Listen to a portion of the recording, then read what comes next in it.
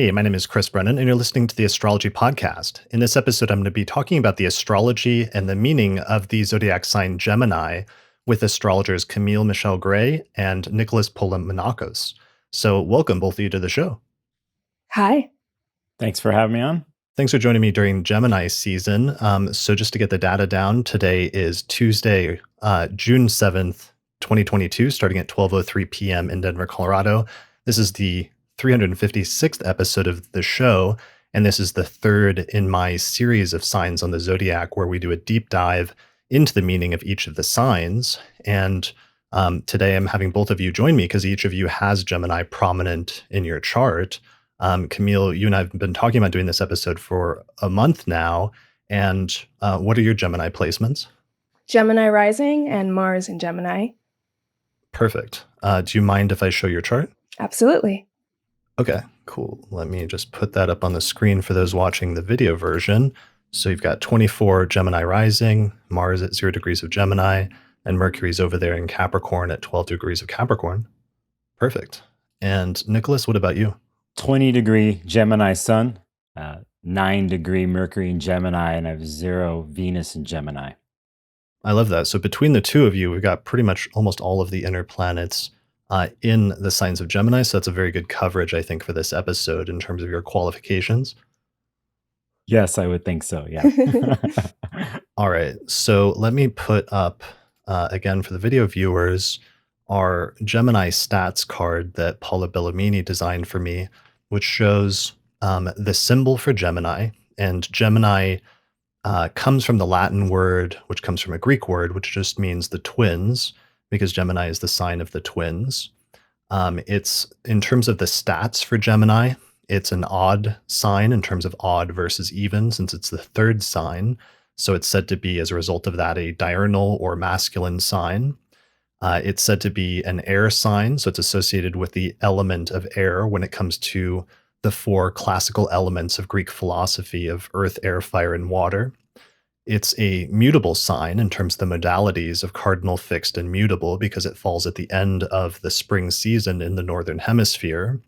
And finally, it's said to be ruled by the planet Mercury, and that's the primary planet that's associated with the sign of Gemini. And so that's one of the primary things that informs some of the significations of Gemini are these 4 qualities of masculine, airy, mutable, and ruled by Mercury. It's also said to be the detriment of Jupiter, but we'll get into that a little bit more later. So I think those are the main stats, and those are the main things that we usually focus on in these episodes, just in terms of understanding the archetypal qualities of the sign. And that's what we're going to go for, is trying to shoot for understanding some of the higher level archetypes or umbrella concepts, and then from there also getting into some of the details. Yeah. So Camille, where should we start, or what's your usual starting point when you're trying to talk about the signs or explain them to people? Yeah, I like to just start with the most basic, fundamental kind of attribute for the signs. And for Gemini, my starting point is awareness, to be aware of one's environment, to be curious about one's environment. And if you think about it, coming after Taurus, which came after Aries, we have this burst of life. Then we have life that is kind of sustained and maintained through Taurus. And then we have the introduction of Gemini, which then becomes aware about its environment, aware that there are other people sparking with awareness as well. And from that kind of base point, we get the kind of classic jumping off point to communication and talking and dealing with messages. I love that. That's perfect. So that ties in with something I talked about previously that I'm really fascinated by, which is the notion that each sign of the zodiac has some sort of corrective quality that almost like counterbalances or contrasts with the sign that came before it. And one of the things that we talked about in the last episode on Taurus was that Taurus, as a fixed earth sign, has a very slow kind of plodding quality. And one of the keywords I think for that episode was "don't rush me." Was a good like Taurus keyword. And Gemini is different though, because the corrective quality for that is that things get quicker, things get faster, and start moving at a much more brisk pace when it comes to Gemini as like one of the qualities, I think it seems like, right? Absolutely, I would agree. Yeah, that mutable air, kind of like you can't see or catch where it's going, and it can be halfway around the world in like a couple of seconds. Yeah. Yeah, it's almost like Taurus is don't rush me, and Gemini's like don't keep me in one place. Like Yeah, just don't hold me down. don't hold me down. Yeah, I have to be anywhere at any time, at any instant, and on a whim, it seems. But in the contrast to Taurus, yeah, yeah, Right. So there's a quickness in that, and that comes with Mercury. Mercury is the fastest visible moving planet when it comes to astrology. And in terms of the planets, at least compared to the moon, which is sort of a planet in astrology, but is also a satellite. But besides the moon, Mercury is the fastest, and it also, of the planets, changes direction and speeds the most frequently, because it'll go retrograde 3 times a year, which is much more frequent than some of the other planets that go retrograde much more infrequently. So Mercury is constantly, as the moving planet of Gemini, is constantly almost changing directions, changing its mind, trying different things. And Gemini, as a mutable sign, also has that quality of adaptability because we're moving away from the middle of the season, the middle of the spring in the northern hemisphere, with which Taurus is associated with, and we're getting to the later part of the spring where um, things are starting to change, and it has this double quality. And all the mutable signs in ancient astrology, they used to be called double-bodied signs because they have that sort of duality to them of being sort of having one foot in one season and one foot in the other in some sense. yeah. You're dealing with the transitions. The transitions is interesting to me. If we look at it the way we do astrology, as we're starting with Aries, Taurus, Gemini is the first example of the mutability in the sense it's shown to us if we go in that order. And in the Western Hemisphere too, I think that critical moment of the in between space between the Taurus and the end of April and the May, and then going into uh, June is, I think, culturally too for the Western Hemisphere is a very major transition point because the next season is summer. It's a completely different vibe than going into fall in the other seasons. So for me, there's a certain type of vibrancy, as in we're moving towards the light in a sense. And so that's the feeling I get from the first mutable sign in Gemini. So Yeah, I like that, and it made me or it reminded me of that feeling of, like, getting out of school, which tends to kind of align a little bit with when Gemini season starts, and how that mirrors, like, the freeness and the movability of Gemini because it's like, "Now I'm out, I can kind of do what I want, I can play around and kind of have fun, in my environment." So, yeah, that changeness and how, it takes on that Gemini quality of just being a little bit more breezy at that time of year.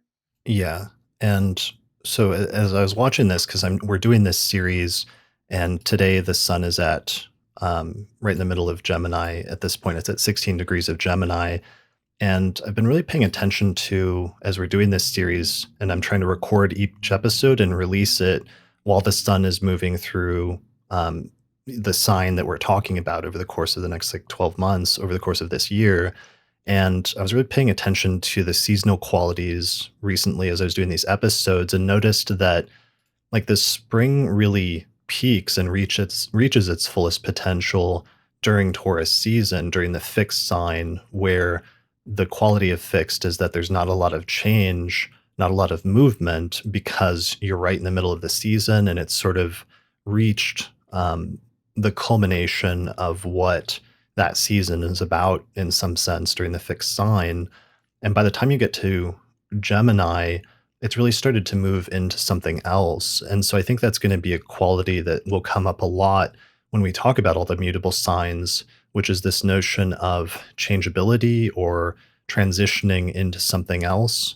And therefore also having a sort of flexibility or adaptability. And there may be not any other mutable sign that is more like that than Gemini in terms of the notion of nimbleness or sort of adaptability. yeah, especially after my opinion, the most stubborn sign of them all. Yeah, So, the most y- fixed. yeah, it's interesting you said something about like the seasons with the Taurus, because if I think you said here we are doing this 16-degree Gemini sun. If I think about 15, 16-degree Taurus sun, in a sense, peaking, if you're pagan, Wiccan, you dealing with Beltane that whole week, that is like the highest, the biggest expanded part of a fixed sign in Taurus there, that energy. And then you start to transition when you move away, and it's kind of overlapping here when we're coming into the mutable sign. So it's completely different, the midpoint in Taurus and the midpoint of Gemini, that is for sure. And I think this midpoint of Gemini is really like, oh, here comes summer. Here we are, it's right there. So Yeah, the equinox, the summer or summer solstice is like right around the corner, and you can kind of feel it at this point because we're getting there. We're getting so close, and you can have the sense that there's something new that's coming up very frequently, even though you're still technically in the previous season. I've seen people on Twitter already saying like the summer is going by so fast, but it's not even summer yet. It's still, this is just the end of spring.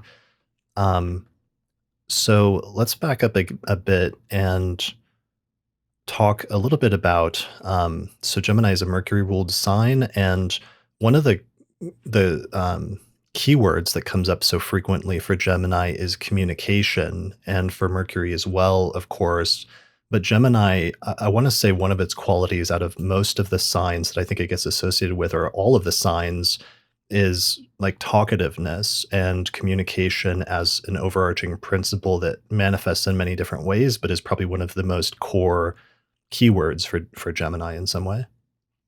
Yeah, absolutely. It's kind of the beginning of, perceiving, having awareness, and then sharing those thoughts with other people. And the most primary and immediate way that we can do that, of course, is with talking or with writing. So communication there, but then also just adding to the pantheon of communication. It can be, photography. It can be communication through art or even through body movements at times. So that communication, kind of as long as it's conveying a message, is still all within the realm of that Gemini archetype.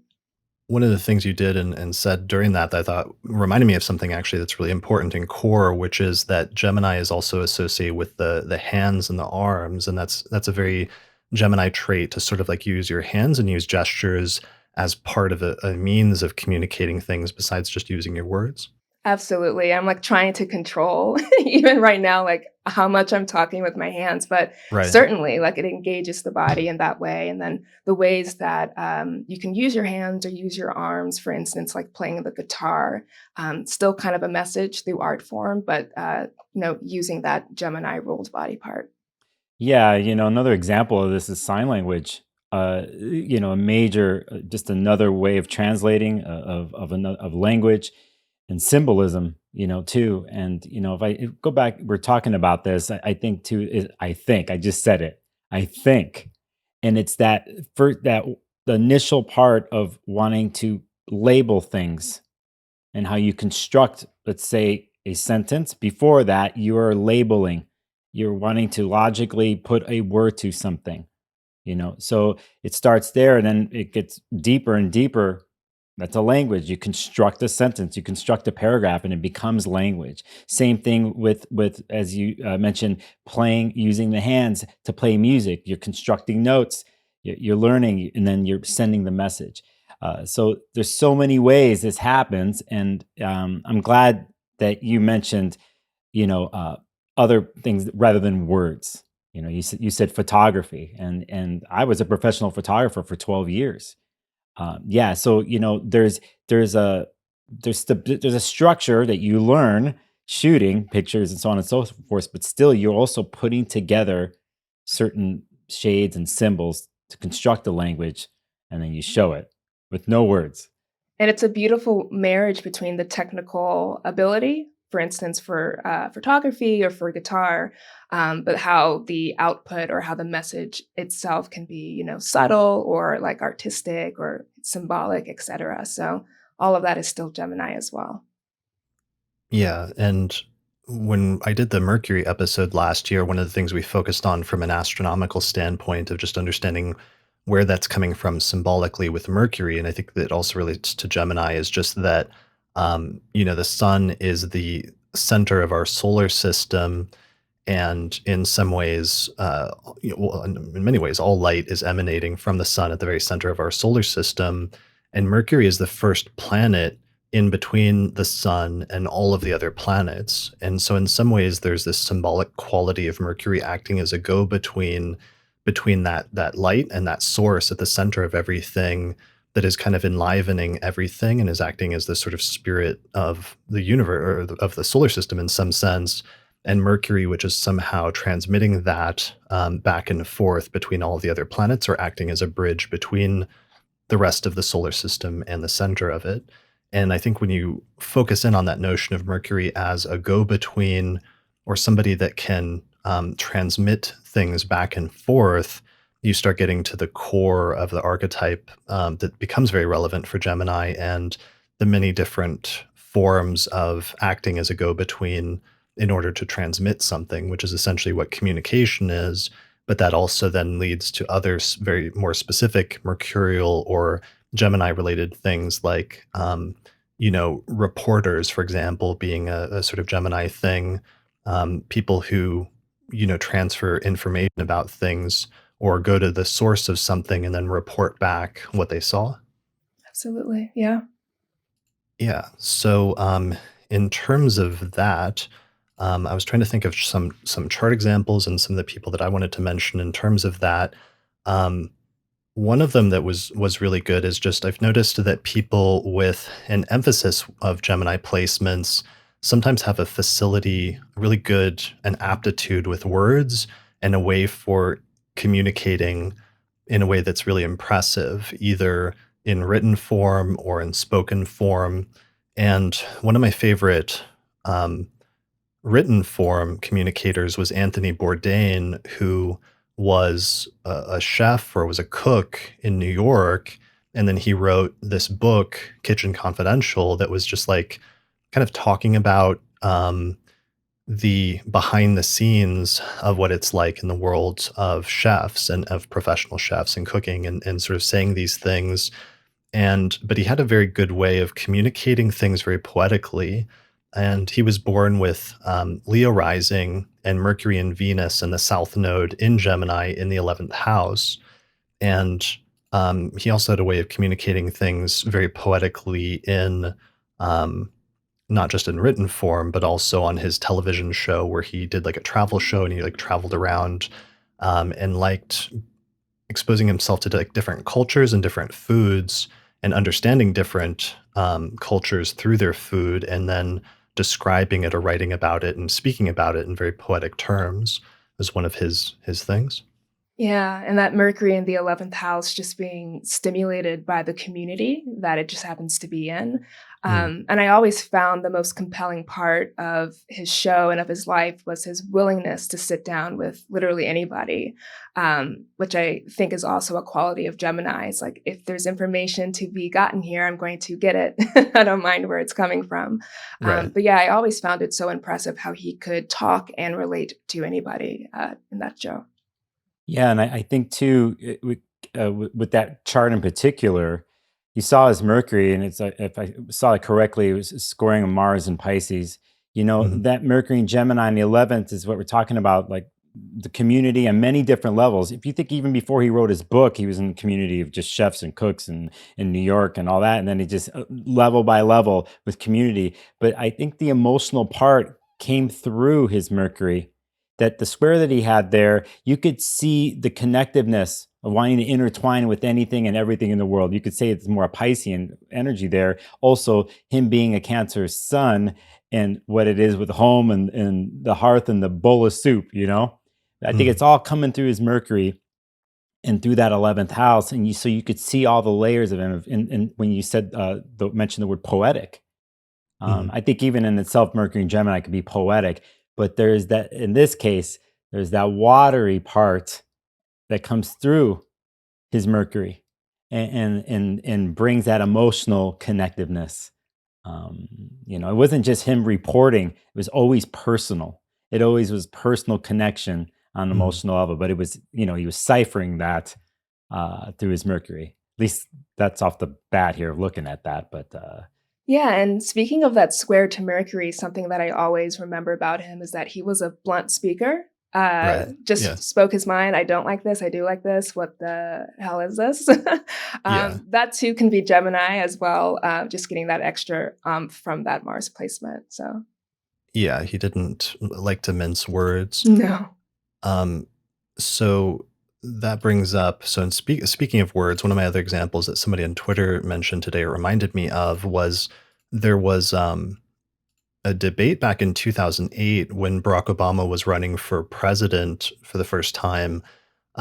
We didn't have his birth time at first, and we just had a birth date. And the moon in that chart with the untimed chart was either in very late Taurus or was in early Gemini. And there was actually like an active debate about that in the astrological community at the time, like whether he seemed more like a moon in Taurus or moon in Gemini. And I was like arguing with another astrologer, and I was like, he's obviously a moon in Gemini because he's obviously a really gifted orator. And having a facility with words is a pretty common Gemini trait. And as we were just talking about with Anthony Bourdain, and he wouldn't otherwise have any Gemini placements except for that moon in the sign of Gemini. And so it's not that, somebody can't be gifted with words or be good at speaking or writing without Gemini placements, but it was just one of those things that pushed me in the direction of, I think he was born later in the day once the moon moved into Gemini rather than earlier. And then once his birth certificate was actually released, that ended up being confirmed. And so here's his chart. He has Aquarius rising with the moon at 3 degrees of Gemini in the 5th whole sign house, pretty closely conjunct the degree of the IC at 28 degrees of Leo, or 28 degrees of Taurus. Yeah, and I think that's been borne out not just in the 2008 election, but just during the course of his career in terms of one of the most gifted speakers or public speakers of a generation, and having a way with words that's really effective and really poetic in some way. Yeah, especially because there's the moon placement in Gemini. It just reminds me of how during his many campaigns, he seemed to like speak to the heart of people, or he was just able to like really connect with and rile the emotions up of people that were his supporters, while also just stating the facts, or being very Gemini and straightforward in that way, but still having that connectedness emotionally.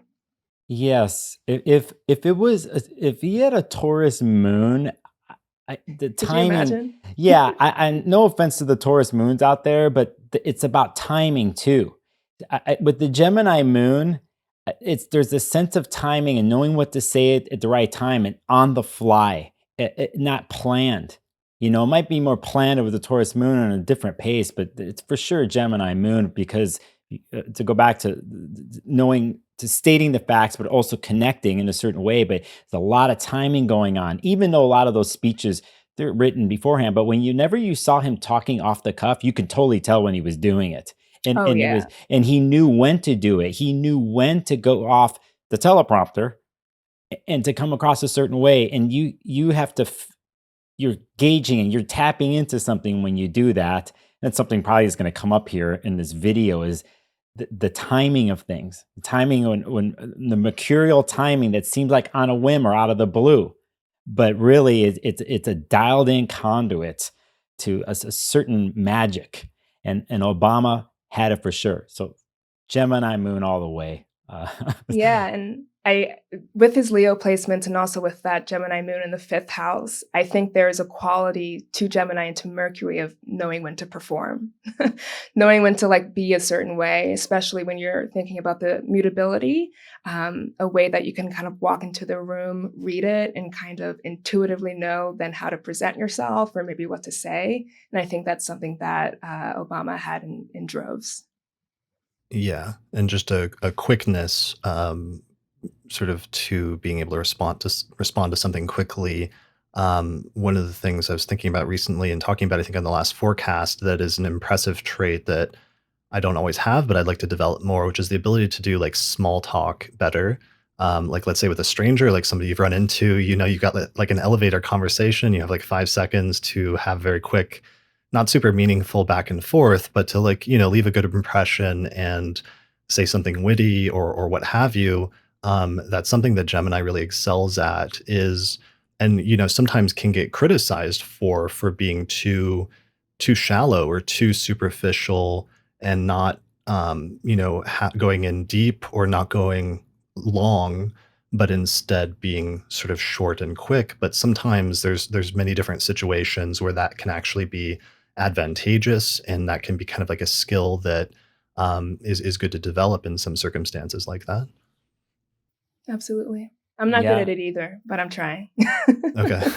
I Nicholas, I think you excel. This is one of those areas where I think you do pretty well when I was thinking of Gemini people Yay. yes, at you like know, conferences. So many people, I know you primarily initially from the Northwest Astrology Conference. And one of the things I always remember about you is just seeing you go up to people that are new who are attending their first conference and then like striking up a conversation with them and sort of becoming friends or welcoming them into the conference through just striking up a little conversation of some sort. yes, I can do that. Was I born with it? Yes. Okay. But it takes some training. This is gonna sound funny, but I think having Mercury in Gemini and other people seen Mercury in Gemini, like we looked at Bourdain's chart as Mercury in Gemini, but I don't did is Anthony the type of person you would think that would walk in and immediately say something? Well, first of all, he was famous. There's that, but if let's just say he wasn't famous. And would he walk into the room and start talking to people immediately? I don't think so. I Mm. think Anthony's timing was a little bit different because of the emotional, watery parts of his chart. So his pacing was different. So let's say for someone like me or someone close to me that has just right there Mercury and Gemini, yes, there is this thing that you dial into, and it's not just confidence, not about confidence, it's just you can't help it. It's like there's messages coming through you in a moment, and you're not even processing them. It's just happening. It's just things are coming out of your mouth, and I think the art to all this, and what I meant earlier about training, is that it's about the timing aspect of it, when to do it and when not to do it.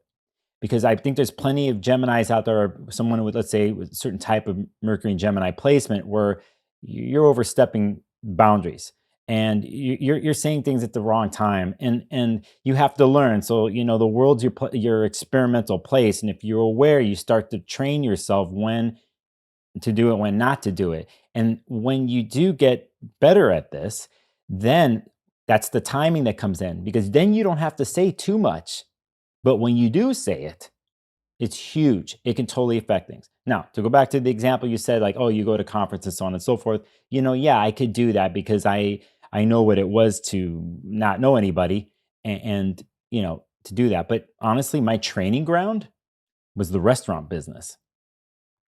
That's what my training ground was I grew up in the restaurant business with my family, and I didn't know how to talk to people, but I was forced to, and that's how I learned. So even though I have that placement in my chart, I think there's, like I said, a training element to all this if you're going to be good at it, I would say. So That raw Gemini energy can come in a little bit too hot. Yeah. Is it? Yeah. So needing to read the room and train yourself around it is certainly key. Yeah, sometimes one of the downsides of Gemini energy can be talking for the sake of talking without necessarily saying anything. But there being a lot of words, but there not being a lot behind the words, and that can be a downside. And there's some famous Geminis like that. I think for like I mean, one of them was Donald Trump, for I was gonna example. say. Yeah. Yeah, that's one recent example that's sort of like relevant these days. Is Trump had Leo rising with the sun in Gemini conjunct the North Node and Uranus in Gemini in the 11th house. And, he can talk and like in one hand has been able to use that to his benefit of just being able to talk and talk and talk and talk about whatever, like in the moment. But like sometimes you realize that he's just talking and there's not like a lot of depth of knowledge behind what he's saying. He's just like filling the air with words. Absolutely. And specific to him, and maybe also kind of related to Gemini is like the charm factor. It's like, I don't know Right. what you're saying or what any of this means, but I like the presence. Right. Yeah, there can be a charmingness to Gemini that's very appealing, and very, it's not comforting. What is that? How can we describe that charmingness of Gemini? It's like, it's interesting because it kind of buzzes like a little bit, or in some sense. It's the play on words, first off. That's one Mm, way, is how one can come like Gemini can come up within the moment, a play on words, and reading the environment or the person in the situation. There's something to it. I'm admitting it. Like I'm reading people's body languages sometimes, so on and so forth, and I'm like, I know what to say. So you're bringing up an example like Donald Trump, who he is, knows what to adaptability. adaptability, That's knows the what to keyword. say, and knows what button to push. He's got Okay. that down. I mean, he has it down. Now there's the other part of this. And there's the communication part and the flashiness and the charm and the way it is, but we have to remember the other part of it. And we just call it a high level Gemini when you're dealing with ethics and morality, because it comes down to this in the end. The bigger story with Gemini is, what are you saying and why? In a sense, what are you doing? Are you doing it to manipulate a situation? Because Geminis are masters at this. They're a trickster. Exactly, it's a trickster aspect. So, are you just saying things, the words, but the other part of talking is listening. And I think that this part of it too is important for the Gemini story. If one is to be an artful Gemini and have all the bags of tricks, at that point, you're not just doing it to fill in the spaces with words to hear yourself talk. It's like, are you listening to the person? Not just what you're saying, are you listening? And I think there's a key component and key thing. We go back to Obama, he'd listen to you. Like, he's a type of person, when you're one on one, he would listen to you. Other Geminis, are they really listening, or they're just waiting for you to be done talking because they have something else to say? And so Right. Waiting that's for your where, turn to speak. waiting for your turn to speak. So that type of thing's important for me. Of you could see how the energy moves with Gemini and what could happen. And that might be important in terms of the distinction between the nocturnal versus diurnal signs of, or masculine versus feminine signs, or whatever you want to call that. There's a debate in the astrological community right now about what to phrase that as, and different people have different opinions. But just, it seems like Gemini, once we've switched to the third sign, is a more extroverted sign. And if it's a diurnal sign, one of the things that the sun and the diurnal planets do is emit light, like the sun emits light versus the moon receiving light. And maybe part of that distinction is that Gemini has a tendency to default towards talking and the output version of that, whereas maybe a nocturnal sign like the other Gemini ruled sign, which is Virgo, would have a better job of doing the opposite, which is listening, which is the more receptive form of communication. Mhm. Does that Yeah, I make sense? totally agree. Yeah, it can also show up just in the charts of folks, whether they do have Mercury and Gemini, but where their luminaries are, or necessarily where the houses, what house Mercury is in, can really influence the flavor of talking versus listening. But I really like that listening was brought up, and that's like one of the first things I wrote down, that Gemini is the talker and the listener, because I think kind of part and parcel to the mutability of Gemini is also being able to pick up on the cues, which can be body language, it can be the tone of the room, but it can also be like, literally, what are you hearing, and then how are you going to shape your response in kind of in response to what you have heard, right? So there needs to be that kind of two-way travel with communication and listening. I love what you said, how you're going to shape your response, because I think you can listen and shape at the same time, where you're being respectful of the situation, of the balance of what communication really is. You need a balance, and the space for that to happen. And I really dug what you just said there. So it was good, awesome, yeah. Speaking of that, one of the chart examples that just came to mind as we were talking about this, of talking but also listening, is a famous Gemini moon is Sigmund Freud, who's like it's a little bit outdated at this point, but to some extent one of the founders of depth psychology and so-called, talking therapy, of psychoanalytic therapy through talking and through either a dialogue or having, a therapist to talk to and to listen and to explore the depths of one's dreams and psyche and other things like that. So he was supposed to have Scorpio rising and the moon in Gemini, as well as Saturn in Gemini in the eighth house. Yeah, and this is a great example of how context can kind of matter. And in the context of talk therapy, whether it's Freud or like someone doing it today, to go back to the listening part, is like you need to be able to receive and hear what they are saying, because the quality of your counseling or your observations depends on having that kind of open ear and that open mind. And then, of course, knowing how to respond from that. So there are situations where that listening is like critical. Right. Um, and this brings to mind another example I was just thinking of, which is a super Gemini that I think of sometimes when I think of Gemini examples, which is Edward Snowden, who was he was like he worked for what, the NSA or the CIA as a contractor in the early 2010s, and he ended up finding out about this government program of surveilling the world basically and the world's communications and then disclosing it. So it's kind of interesting in terms of both listening and talking. But he has Gemini rising with Mercury, Mars, the North Node, and the Sun all in Gemini in the first whole sign house. Um, so that idea of like communications, but also and talking, but also like who's listening, and as well as the notion that sometimes comes up with Mercury about disclosures and about reporting. And Mercury sometimes plays that role of the one who discloses things or the one who reports things. And in his instance, he became and will probably always become primarily known for, or be primarily known for, as a whistleblower, essentially. Yeah, I was going to say Gemini is what blows the whistle. Like, I have an important message. Right.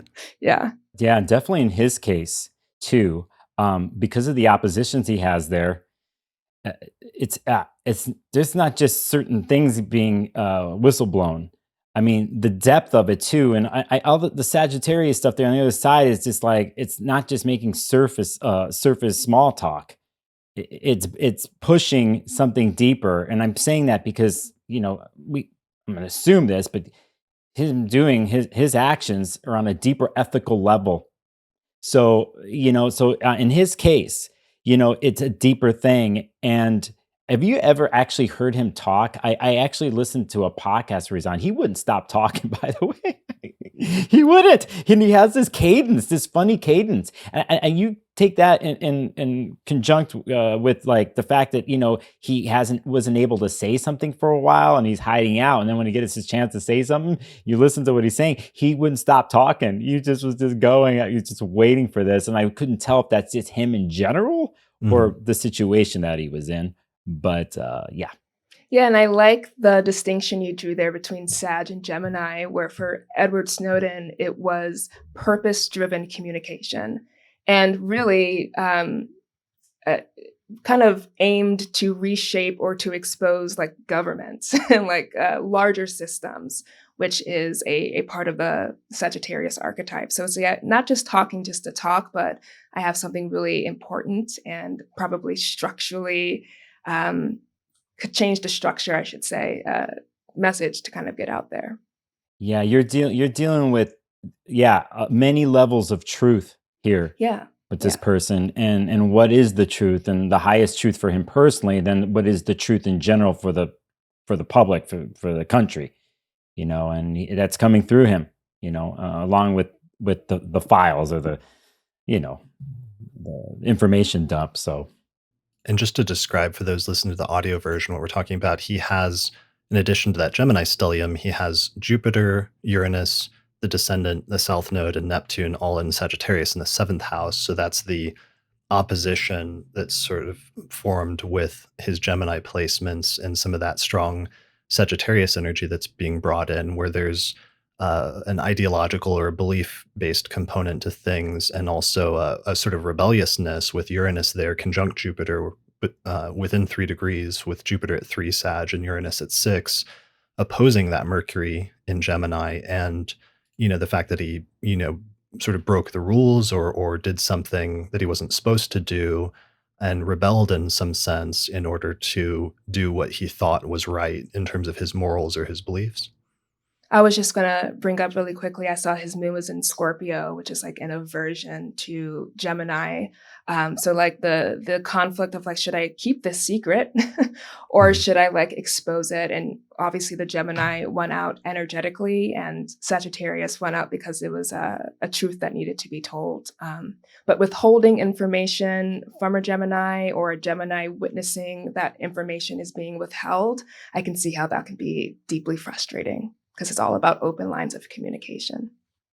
Right. Yeah, if it's touching your moral compass, and you're have this mercurial quality, is like, how long can you keep your mouth shut? Like, you can't. And that's the other part of like, does Gemini talk too much? Sometimes there's a stigma, Gemini's, oh, you're just yapping away and there's no depth. And so obviously it depends on the individual in their chart, like we're looking at now. In this case too, you're bringing up that moon. And I think there's a deeper something going on there. And it's like, I can't hold this on. I have to open, I have to do something, and so he's not thinking of himself at all. If go deeper to this, so that says something. Whether you agree or not with this person or not out there, this person's living in a deeper way, and he doesn't have to say anything. There's plenty of people who have their hands on the levers of certain powers and can press any button, and they don't care, and they just go home and do whatever, right? But for some reason with him, and I think when you brought up the moon part there, the Scorpio moon, there's something that just can't, that just adds the flavor. Like, I can't deal with this anymore. I have to say something. And not only am I say it's going to come cutting in, So anyway, that's And exposing what he exposed, he accepted a more difficult life. So talk about being convicted, which is something that Geminis can do. Yeah.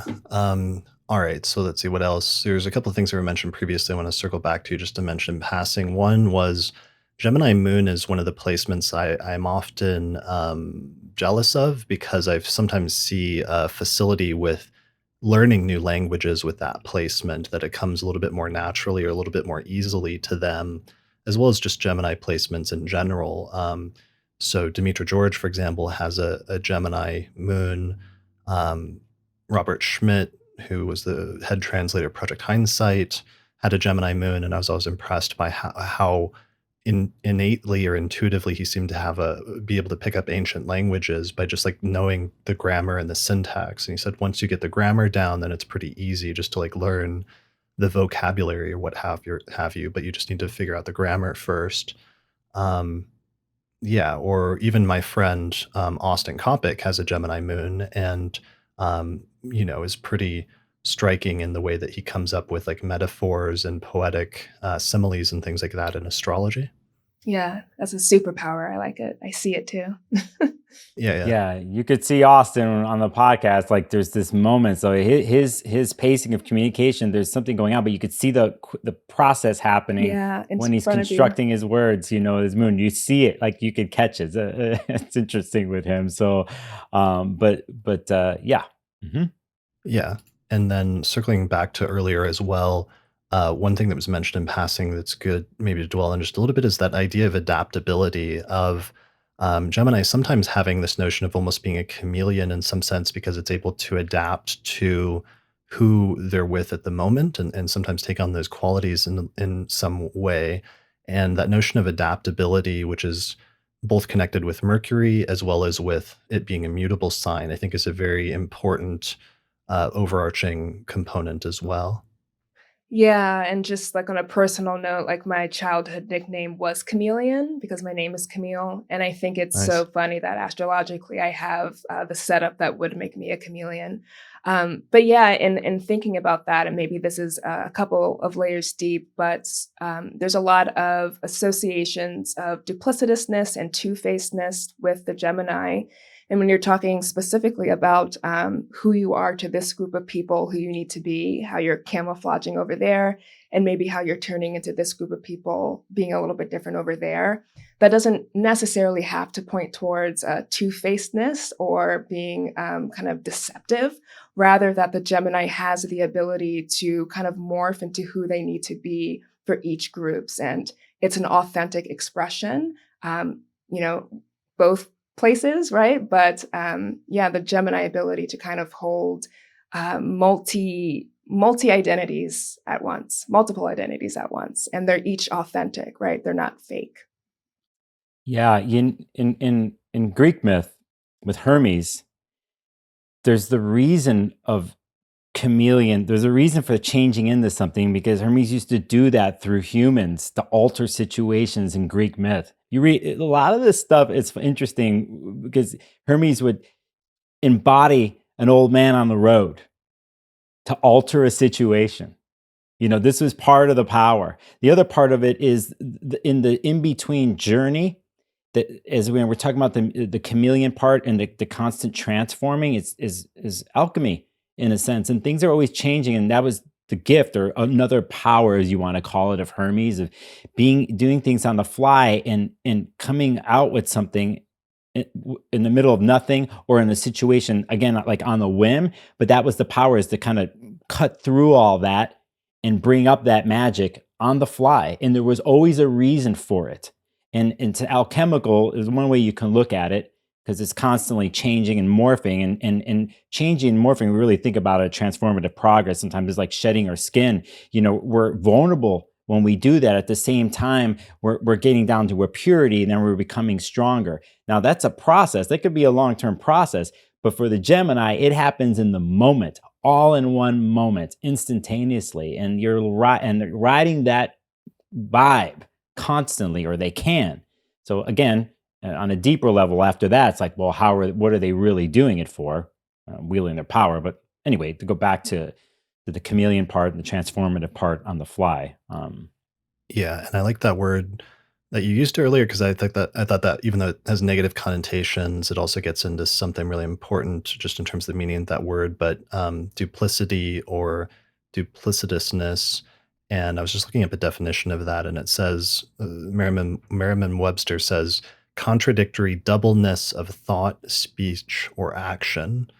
Um, Especially the belying of one's true intentions by deceptive words or actions, or two, the quality or state of being double or twofold, which is where you get to that notion of like two-facedness, to like say one thing but then to do another thing, or vice versa. But this notion of, I guess this is the first sign. We had Aries, which is the first sign. We had Taurus, and then we had Gemini, and Gemini is the sign of the twins.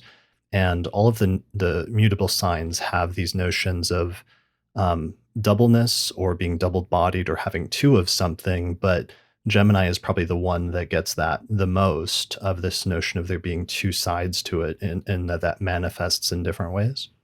And a lot of that actually also may just come from the symbolism of Gemini, the fact that it means the twins.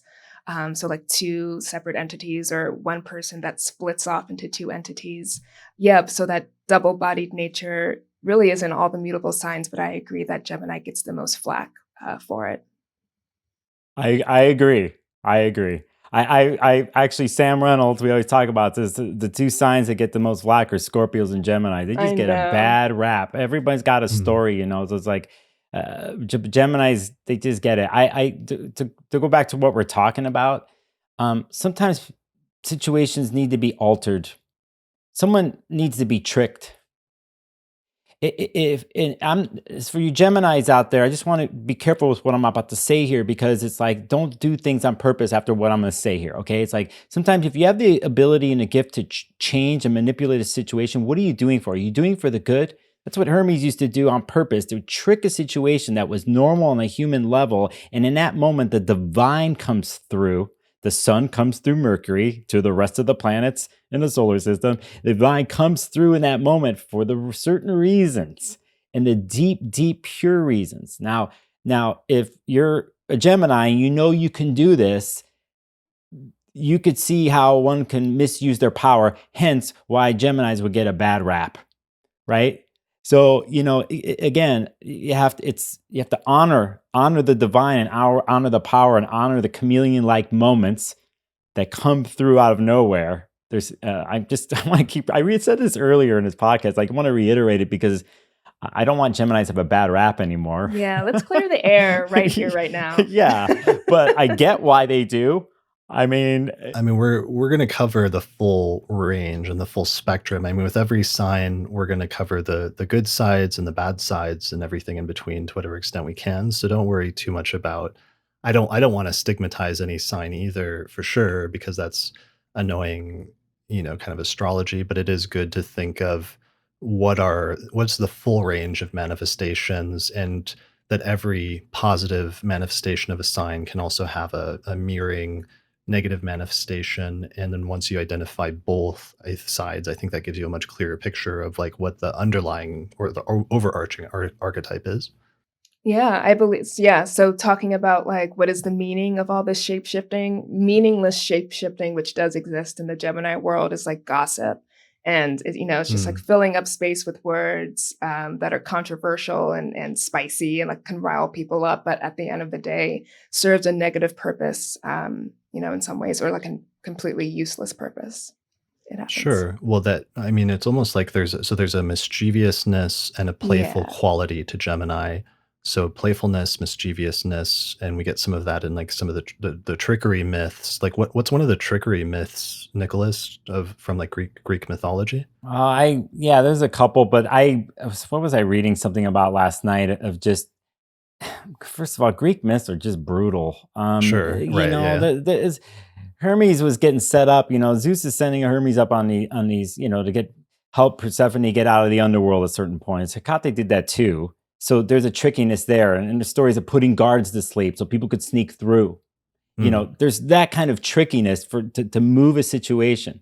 The other part of it is Odysseus. Hermes goes to visit Odysseus after Odysseus hanging with Circe, right?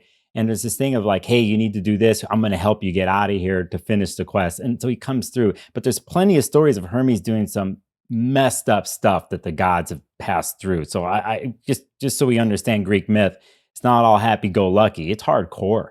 yeah. But Yeah. but still, the common thread you see when you read the hymns or the stories is this transformative process that happens really fast, an altering of a storyline really fast, and it's very subtle actually how it comes across. It's a simple thing like embodying another human, moving something out of the way. It works that way most of the time from the things I've been reading. So I can't remember what you asked me exactly, Chris. Yeah, I was just thinking of some of the mischievousness seemed like it's something that comes up a lot in the myths of Hermes, and that mischievous, but also like a youthful quality to Gemini. Yep. Like I think Geminis sometimes get associated with a youthful quality as well, even youthful, beyond not beyond their years, whatever the inverse of that statement is. Yeah, and part of that too, I think, has to do with the thieving quality of things because it's the master of thieves and what thieves do on the road, as in things come to them. Like there's a situation that comes to you, or there's something on the road. Is it yours or not? Doesn't matter. It came to me. I'm there. I walked to it. It brought it. I met up with it, and then I'm gonna take it. So there's mischievousness there, then what it's used for. Again, I think it always goes back, if we're talking right now modern times, I'm just looking at myth. It's like this: what's the intention behind it? Is it for the longer story to help alter a story to go a certain way, or is it for completely selfish reasons? Do you have an honorable thief who's doing it not just for himself but for others, or is it just completely selfish? But I think as for the mischievousness, that's where a lot of that comes from, is from or from one way to look at it is the thieving quality, and it's this vibe and energy that's kind of popping. It's popping mentally of having fun in the tweaking and messing with a situation and a person, honestly. Right. And there's that balance again about the intention to why. So, It makes me think of yeah, like pranks. Like pranking is like kind of a Gemini type thing, or what are some other things like that that are like sometimes just doing something for the sake just to see what happens, and yeah, so like a quality or an essence like that. Yeah, like being spontaneously, I don't know, like jokey, or to Mm. say something like controversial, just to be like, how are people going to react? Like, and to have I mean, fun that's a with good thing, that. like a wittiness Yeah. also, which can sometimes, like, poke fun at something or playfulness. We were having a debate in some of the previous episodes about somebody said Aries was funny. I mean, Gemini is a pretty funny sign or can be funny because it's very witty and it has that way with words, which is not just, we've done examples of that, of like Obama being a good orator or Anthony Bourdain being poetic, but another side of that is just being clever. Like cleverness is a good Gemini quality, and yeah, that's another side of that. Like a stand-up comedian, for example. Yeah, totally. I listen, I admit, and I'm in crowds of people, I can't help but to F with people sometimes. It's a thing. And if the real reason sometimes is like, uh, this could be selfish, but stagnation, or so, again, it's altering a timeline, it's altering a story. So if I'm being clever, I'm pointing some out, I'm like, hey, what's this I hear? And someone looks down, I hit them in the nose. They're like, oh, but it just changed everything. We just stepped out of what was normal. And we stepped away. We transcended for the moment. And I think a Gemini can't help but do that at times, is because not just for the laughs of it, to be honest, to laugh about it and the cleverness to break the ice, you could say, in a situation, but also too, it's again, I use the word cipher. It's like there's a conduit and somebody's coming through you, and you're going to be humorous and clever and kind of pull at somebody or mess with the room a little bit, because there's something else coming through you to do it, and it can completely alter the story. It can alter a situation. Again, you're writing as someone who knows this and who's done it my whole life and has paid the price for being selfish with it. It's picking your moment. It's picking your moments when to do it. So Mm. if there's an argument in the room, and people are tripping on each other and there's so on and so forth, let's say it's a situation of gossip or whatever. I could come in, and Gemini can come in and change it with a joke or a thing, or to pull everybody out of that bubble that they're in and pop it. Mm. And I've done this myself. I've seen it publicly. Then everything switches in the room, and then there isn't, let's say, this caustic activity that could have been going on, or the gossip, so on and so forth. Now, I'm giving you examples of things for the good of things. Now, there's the other part of it is I'm coming in and I'm being clever with you, and I'm talking with you, but you don't even know it. I just stole your wallet. Pickpocket. Sure. And I had fun with you. I cracked a joke, and yeah, you blush, and I chime like, you look great today, by the way. I mean, you're shining. Look at that color on you. By the way, Camille, like that room, that whole thing you got going on with the colors there, you are popping way better than Chris and I are, and you're just right there. Incredibly beautiful. So on and so forth. That's a good, so it's sort of a distractive quality, and that's the double-sidedness, is like saying one thing, but then doing something else on the other end, and that can be used as a benefit and to the advantage of the Gemini, but then it can be used, as you were saying, for good or for bad, or Yeah. what have you. There's also almost like a sometimes morally ambiguous quality, to some extent as well. And this might be relevant also at this point, which is in the, there's we run into some issues with the temperaments and the qualities once we get to Gemini, because there's some debate in the tradition about it. But in the earlier Stoic model, the air signs are supposed to be cold, which is opposite to the fire signs, which are hot. And I feel like with the air signs can sometimes have a cold quality to them that can be dispassionate or lacking in emotion, and can be more of like an analytical, like thinking quality, that can look at things intellectually, but not have as much of like an emotional component, which would be more of a water thing.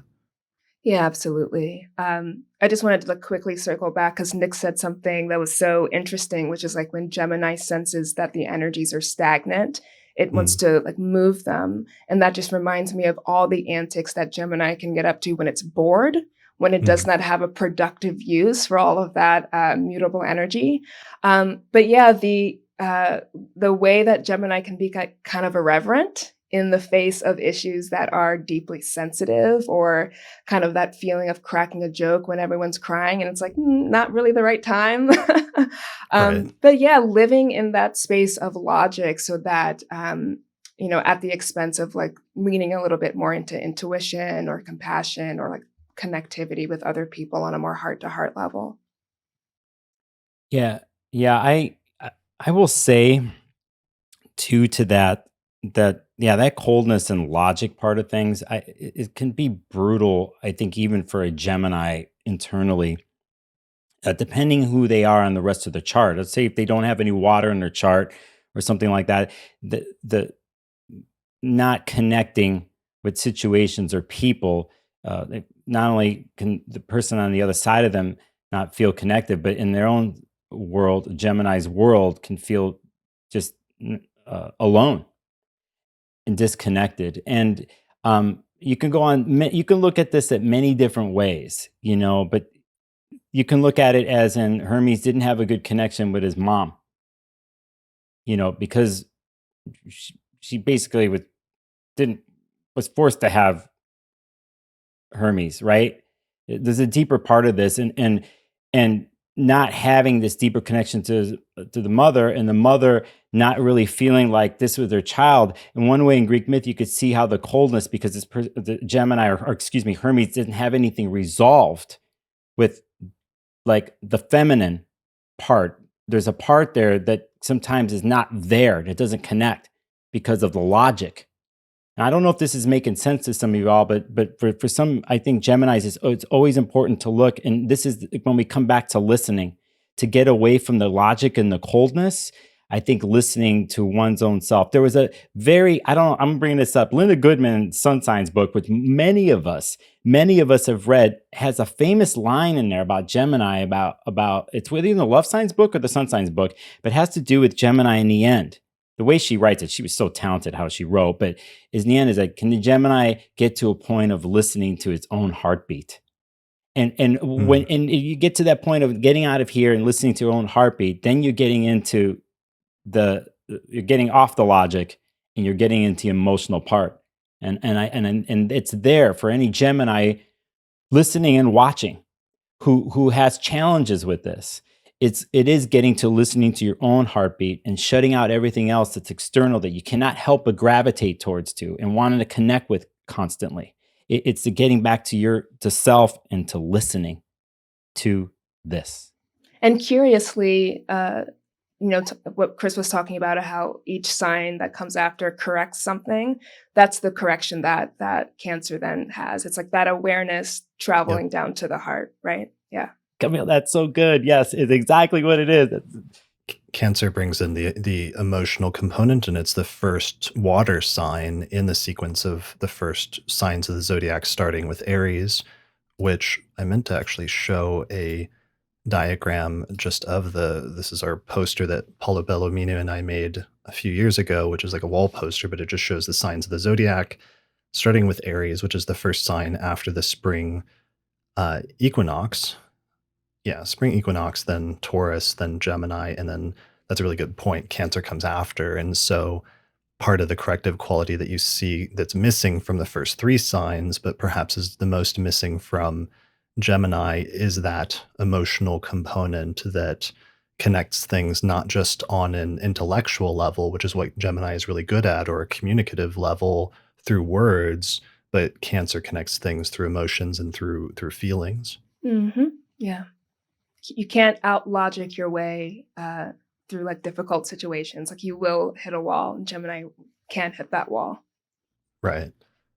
So you mentioned Nicholas, Linda Goodman, who's a really good example to mention because she was such an amazing writer, and she's a really good example of somebody that had their chart ruler, the ruler of their ascendant, in Gemini, because she was an Aries sun and Venus with Aries rising, and the ruler of her ascendant, Mars, was actually in Gemini in the third whole sign house.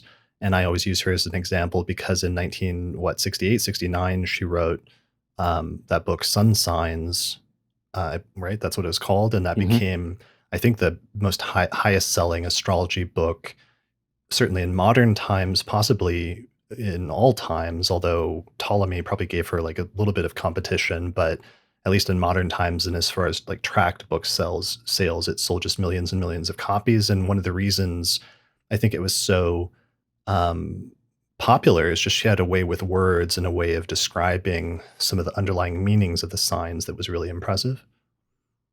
Yeah, and if I saw from the chart correctly, Mars and Venus were sextiling each other. I have to look at that.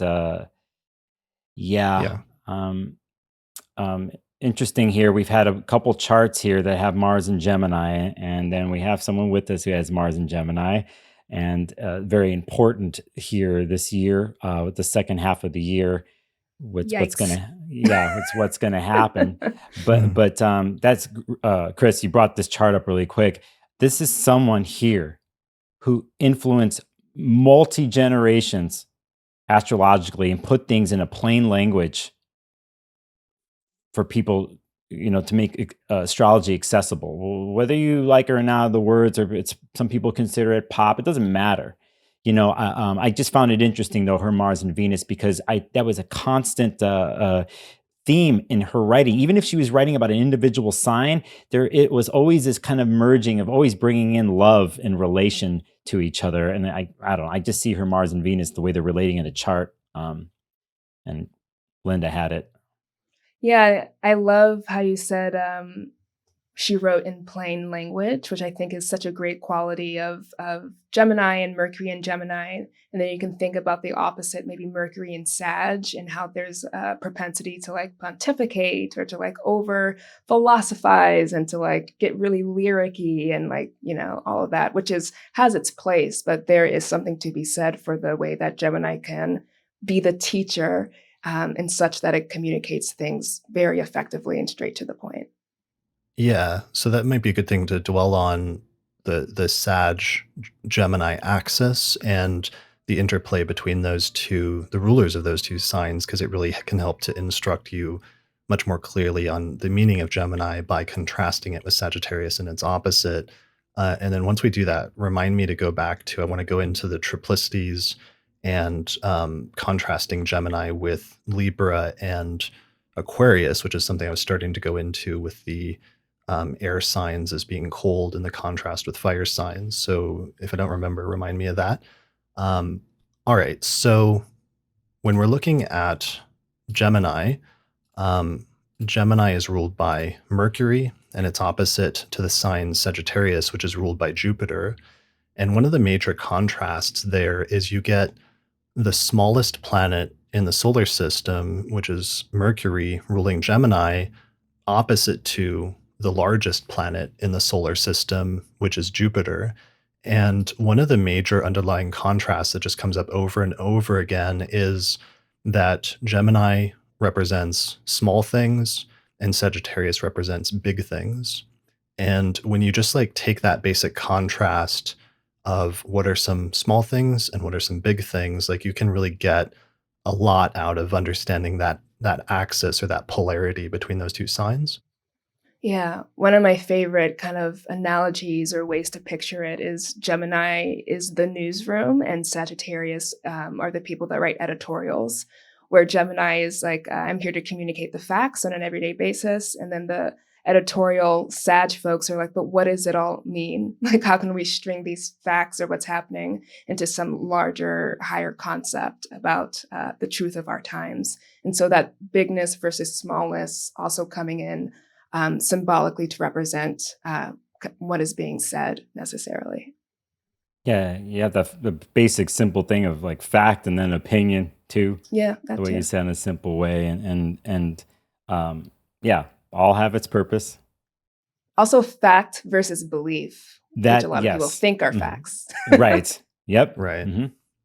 Yeah, and there can be a sort of in Gemini a dispassionate, just communicating things versus Sagittarius. There can be a focus on believing in things and what you believe, like belief and what you believe in and your morals and principles being centered and put at the forefront, as opposed to Gemini, where just communicating things is put more to the forefront.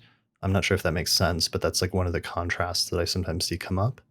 Well, on the Gemini angle too, if we were to think what is a priority, is like, can I get the message out and as quickly as possible, and with these words and these certain facts, and it has to do with the pacing, and that's a priority, right? And so there's that, and then you see the other side with Jupiter. I think there's a little bit more time There isn't the need the mercurial need to get things out super fast, and so there's the pondering aspect things and going deeply and going Mhm. deeper or bigger, expanding out with Jupiter. So but yeah, as for the roles, movement, initial movements, I also like thinking about Gemini versus Sag, where Gemini can be over reliant, like we said, on logic or facts or what makes sense. And then the Sagittarian way of viewing life can be, I have faith. I don't see it yet, or maybe it doesn't make sense yet, but that doesn't mean that it can't be any more true, right? Gemini would have a harder time kind of expanding itself into that viewpoint. Yeah, that makes sense. And Sagittarius is definitely more focused on the big picture, where Gemini is more focused on the details. All right. Are there any chart examples that either of you can think of that connect to that in any way? Like, I'm trying to think if there's any good contrast. We did talk a bit about earlier about um, Edward Snowden and how he has that opposition between those heavy oppositions between Mercury and Gemini, Gemini and Sagittarius in his chart, and having that urge to disclose things, but also having that tension because it's tied in with sort of his beliefs and sort of a sense of rebelliousness and everything else, but that was part of the core tension in his life in some way. This may be controversial, but the Sibley chart for the United States has a Sag Gem opposition. So I think Sag rising and then Mars and Uranus and Gem in the seventh house. And there's a lot of different ways that can go, but generally, perhaps the war between belief and manifest destiny versus like the facts and what's going on and freedom of speech, all of that. Maybe I'm not explaining it well, but that polarity certainly exists in our culture. Yeah, for sure. I think we've seen it. I think we've seen it in the last 4 to 5 years through the presidential campaigns, like exactly to what you're talking about of like everyone, there's the expression of facts or talking about facts, and then there's people's beliefs, and then what is true and what is not. This has been the major factor, not just politically, but with everything that we do on the internet, pretty much, or it's turned into that here in our culture in the States.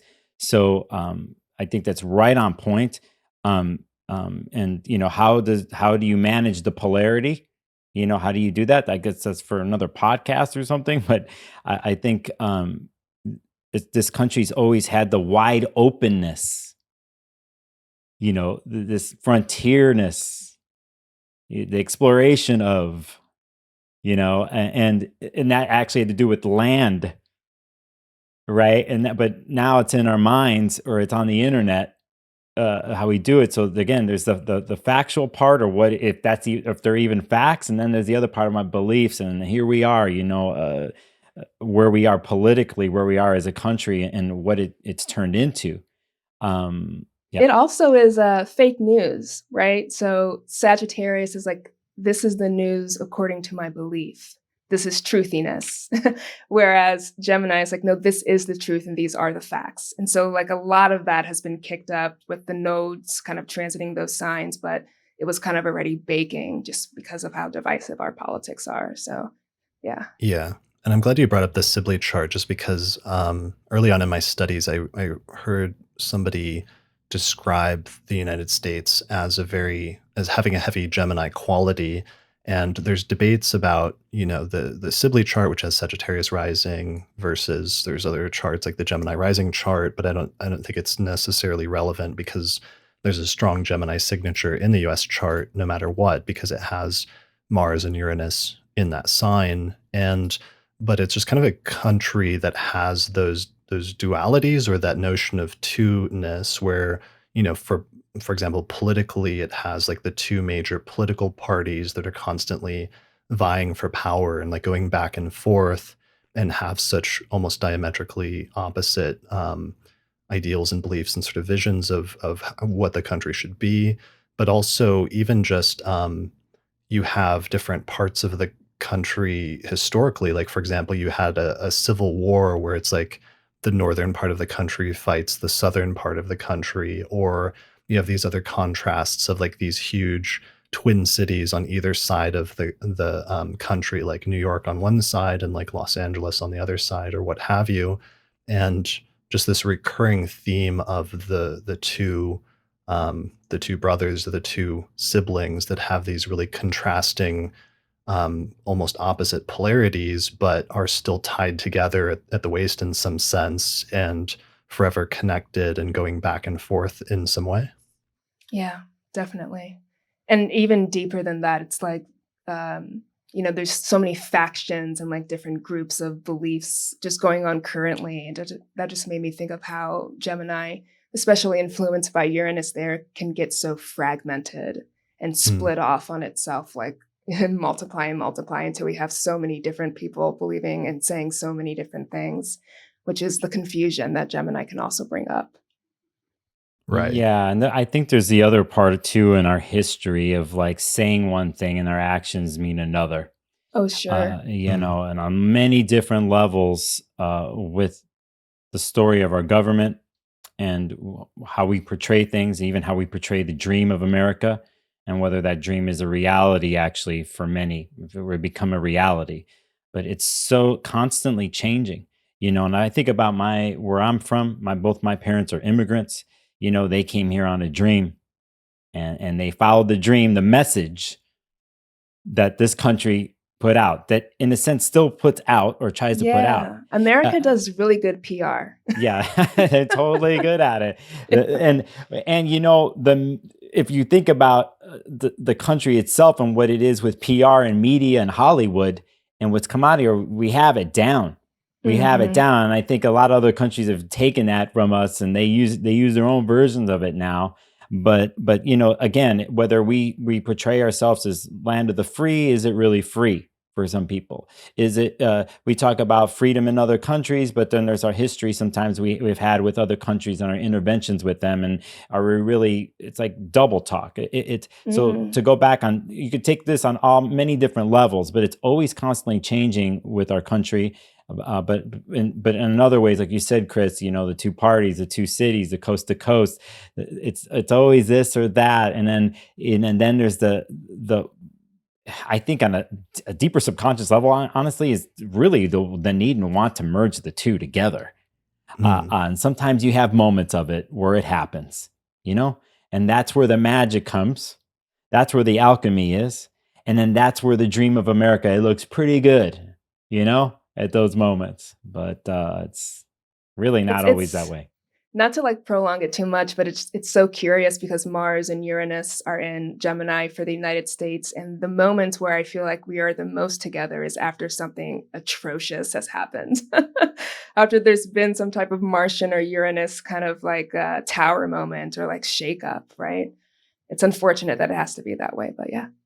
Well, and one of those that happened, of course, in 2001 was like when the twin towers were like destroyed, um, on the September 11th attacks. But that also reminds me that the first Uranus return, astrologers always comment on the first Uranus return of the United States after 84 some odd years was the Civil War. So it was activating that Gemini placement. And then whenever I think about that Mars and Uranus and Gemini, I also think of just the sometimes people talk about like the car culture of the United States and how it's like such a large, uniquely large and like spread out country, and how especially in the 20th century it was like most of our cities ended up being built around this sort of like car culture, which is kind of a Mars and Gemini type thing, as well as more recently, a lot of people are talking about, unfortunately, over the past month, the gun culture in the United States as well as potentially being like a Mars, Uranus, and Gemini type thing at the same time of Mars, which is like weapons, and Uranus, which is like technology. And also just the sentiment behind it all, like you're not going to trample out my freedom to do these things, right? Right.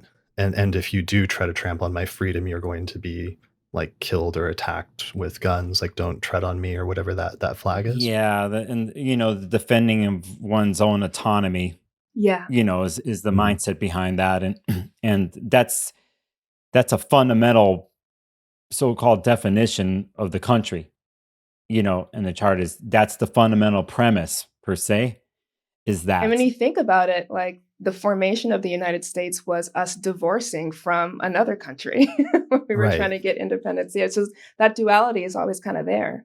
Through, like, a document, through, like, the Declaration You of have to do a document. Independence, right? Like, a Yeah. written document that they wrote out, like, they wrote out in the Revolutionary War, Wow, yeah. which is also happening around the time of the discovery of Uranus to begin with, Mm, and suddenly we're getting, great Revolutionary War in America and the United States, but then also France is having, its own revolution, but, the Mars-Uranus around the time of the, um Declaration of Independence and everything is pretty striking.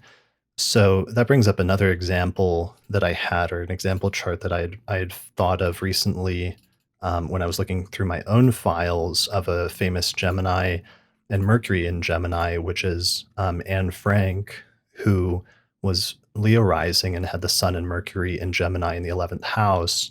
And of course, she's famously and primarily known today for having written her diary, and having her diary, which was written during the Holocaust, published afterwards by her father as an example of, just what this little girl went through, going through the course of World War II, and hiding, and all of her internal thoughts, and the things that she wrote down and put to paper as just part of her process of thinking and living at that age. And then what ended up happening to her when she died in the Holocaust, but having her memory sort of live on through her writings is kind of a really powerful and interesting example of some Gemini placements. Yeah, definitely. Definitely when you have Saturn opposite her Mercury there, and in a sense, there's resistance in many ways in this person's life. It's pretty wide orb, just depending, but it's there. And am I correct in seeing that's a retrograde Gemini, Mercury in Gemini too? Not too sure on that, but Yeah. yeah, but there is a resistance, and then the use of Saturn to construct something that's so deep and fundamental that goes past her life, and deals with something that deals with the hardest parts of what being a human being is.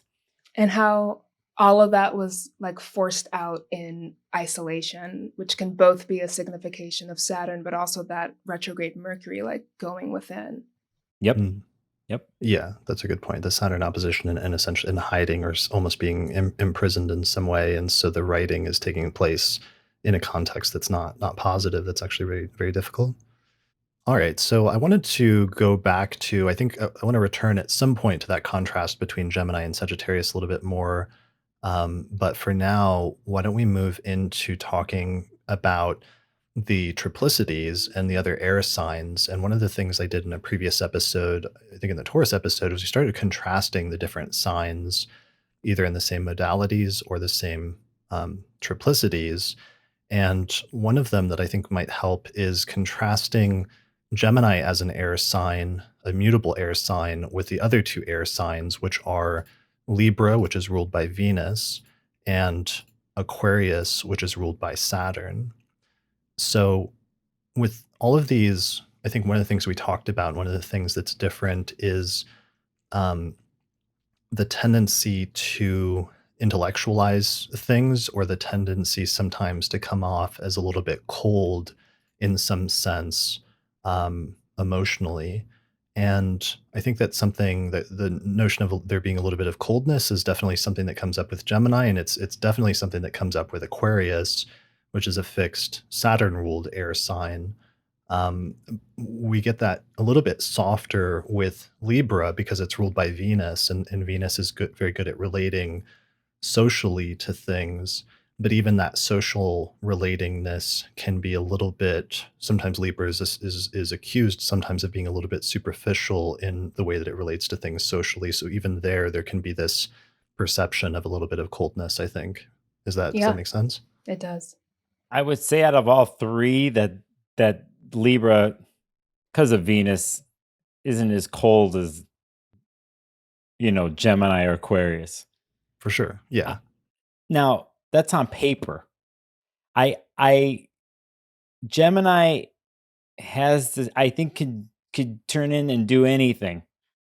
So there's this part of the Gemini. Well, it's not part. It is the Gemini story of taking on something else, becoming something else, you know, dark, light, so on and so forth. You could look at it that way. So I just want to say that out loud. I Yeah, know we're yeah. keeping it simple, but yeah. Yeah, we're just going for generalities here, and certainly can't be taken as 100% all the time. And obviously there can be, because everyone's chart, it's one of the things I always forget to repeat every episode, is everybody's chart is a mixture of a bunch of different qualities and placements and traits and different things like that, and is going to express in different ways. So one of the things we're doing here is we're trying to isolate one archetype as much as we can and talk about it in isolation and talk about the spectrum of different manifestations. But obviously, things are in reality a lot more complex than any one archetype or a manifestation or anything like that. So nobody should take any one quality that we're talking about as gospel or like the only way something that can manifest or anything like that. We're just talking about, let's say, tendencies and generalities of like a general direction that things can go as a default, and a sort of ranking sometimes of signs that maybe have more of a tendency to go in a certain direction or another. Yeah, absolutely. And thinking about the difference between Libra and Gemini, my first thought was that Libra is cardinal air. So there's a quality of wanting to get things started. And Mm, then when you pull in the Venus rulership, a tendency to want to move through life in a way that's easy or more harmonious and kind of stokes some balance. And to me, there is a quality of Gemini that can not only go with the flow, but become fragmented, indecisive, move here, move there, move backwards, move up. And then also a little bit more of a tolerance for chaos, which Libra would be a little bit averse to because of that need for balance and that need for harmony. And an example that very quickly came to mind was thinking about how a couple of summers ago, maybe Kanye West was getting in a lot of trouble with news outlets because he was saying very outlandish things. He has a Sun Jupiter conjunction in Gemini, and how it was his then wife, Kim Kardashian, who was the Libra, who was kind of coming in to clean up after he had said, certain things, kind of like that PR, kind of thinking of like, how can I smooth this over? Or how can I take that chaos of Gemini and capsule it in some way that it's not as, ragged and chaotic? right. Yeah, Kanye is one of the great contemporary like Gemini, Sun and Gemini examples. We do not have a birth time for him. There's false, probably fake birth times that are floating around for him that have been put out by sources for some reason. I've spent a lot of like an inordinate amount of time like trying to track down Kanye's birth chart over the past decade, and this is the closest that we have right now, which is that he has the Sun and Jupiter in Gemini. It's opposite to Neptune, and probably at least roughly by sign square a Pisces moon. But yeah, that's another example of somebody that's amazing with words and like a lyricist, and also amazing with production. One of the things that's really cool about Kanye is he's really good at taking old things and like sampling old songs and then like repackaging them in some way, which is like an interesting Mercury type or Gemini type skill to have as well. But yeah, he's good at creating controversy, and I think is part of what you're saying a little bit, or there can be like a chaotic quality sometimes.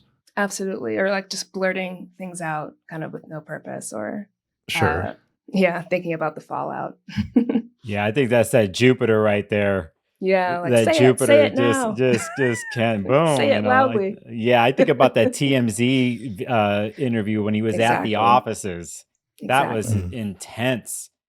Hardcore where, he again, he's like the master cipher. He has it in him, but it's definitely riding the edge of how the Gemini edge, I would say, because there's just so many profound things and like his lyrics in his albums and stuff you hear and people connect to it, but on the outside of the music, yeah, as a person, it's just an interesting journey. Go back, you're saying Kim was a Libra, right? Yes, I was. It makes me think about how things were privately, because you think about Gemini and Libra have this flow together, right? And they appreciate each other. And the Libra's like, actually, I want to hear what you want to say. Like, here, sit down. It's all chill here at the house, and the music's good, and the food's good, and just chill, Gemini. Just have a seat. Like, just stay still for a second, And then you could see how there a love can happen, but in the end, don't know the real reasons why, but obviously with Kanye, that I think that Jupiter there just cannot help but push to the edge and more, and whatever he's going to say or do, and then creatively, because in the end, this- Kanye and his story, his challenges, so on and so forth, but creatively, the man's a genius. I mean, he's always had pushed it, and I like that differentiation of pushing the boundaries in one way can be like too much, but pushing the boundaries through his artistry is like genius. As you said, it's brilliant work. yeah, and then with that moon there, with that Pisces moon there, when he is dialed in, The visionary. visionary creatively is there. So Yeah, and it's funny mentioning his now, I guess, almost ex-wife, Kim Kardashian, was a Libra, and his previous other major relationship with Amber Rose, she had the same birthday and was also a Libra. It's like one of the funny astrological trivia things, right? Yeah, yeah. He needed them to like cool him off to balance him. It didn't work, but they yep, tried. yep. But Venus was trying. Yep.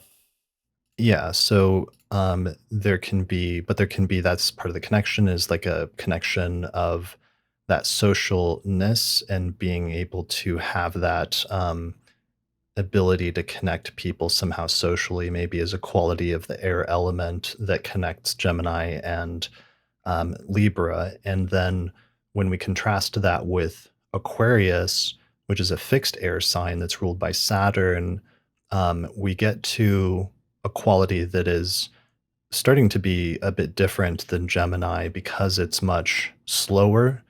It's a lot more like hard-headed and like inflexible. Um, yeah, those are some of the keywords I start thinking about when I'm contrasting Aquarius and Gemini. What are some that you think of? Just like the fixity in thought and like the fixity in purpose. That kind of is with all the fixed signs. Like there is a direction, there is an ideal. Mhm, And then with Aquarius and that Saturn rulership, there is also like a purpose. mhm. And Gemini can be a little bit aimless. So there's like the difference between consolidating air into like a package or a thing that is going to create purpose or create meaning, whereas that mutable air is just like kind of unable to be contained. Yeah, and you were talking about the crystallization of air here too, and it's interesting to me sometimes the way I look at it.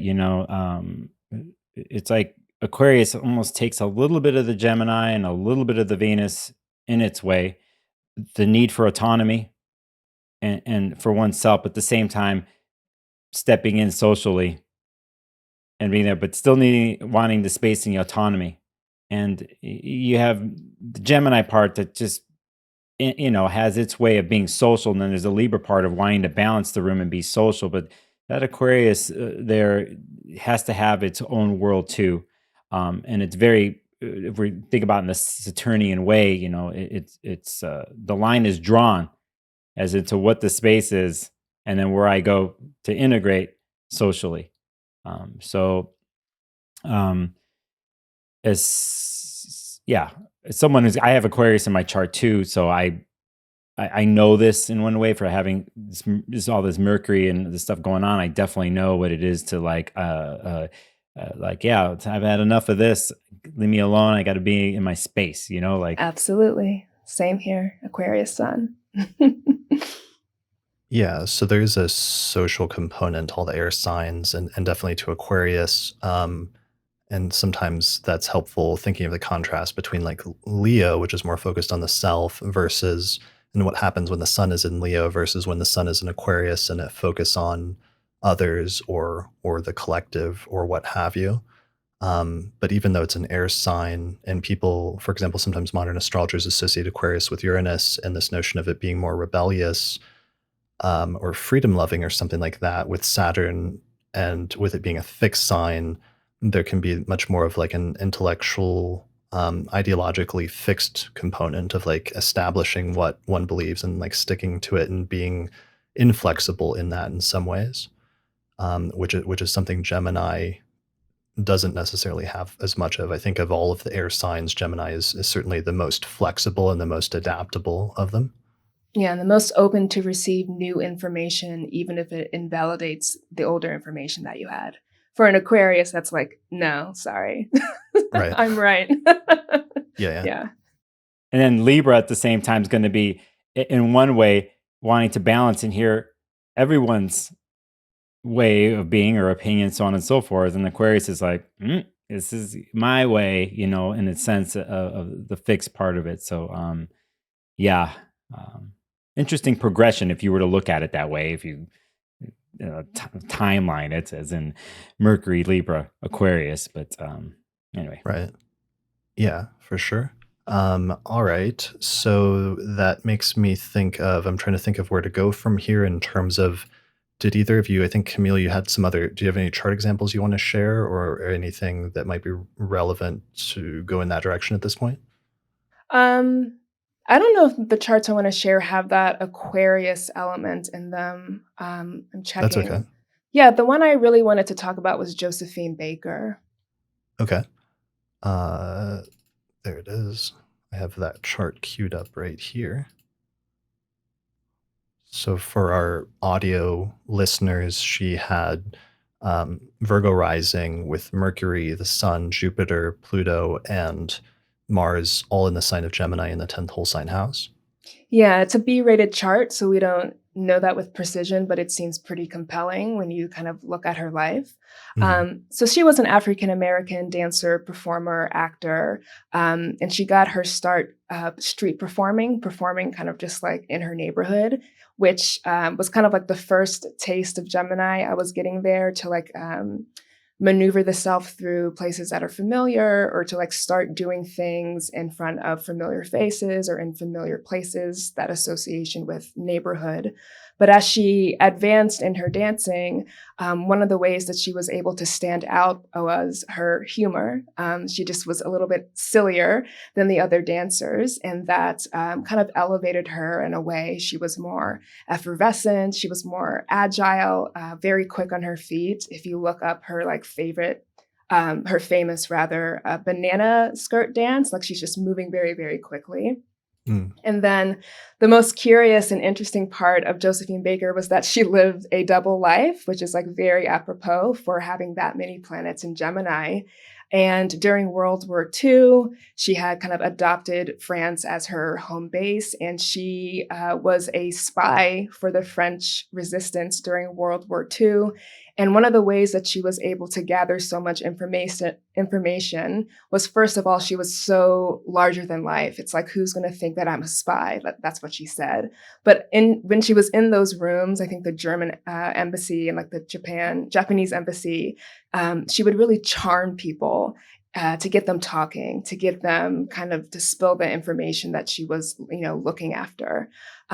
And that's where the mutability or the concept of listening really came in for me, because she needed to know what was important to hear and then what was important to then transmit to, the people that were having her do this. She wrote in invisible ink, which I just think is like such a tricky and interesting Gemini way of like having to convey a message, right? But yeah, so that Gemini mutability, a performer, a dancer, this African-American woman who beat the odds and then is also a spy. It seems so contradictory, but such is the life of like a Gemini person. A couple more things about her. She did accompanied MLK, who himself is a great orator with Mars and Gemini, but she was also at the March on Washington speech with him, and she said something that was so evocative.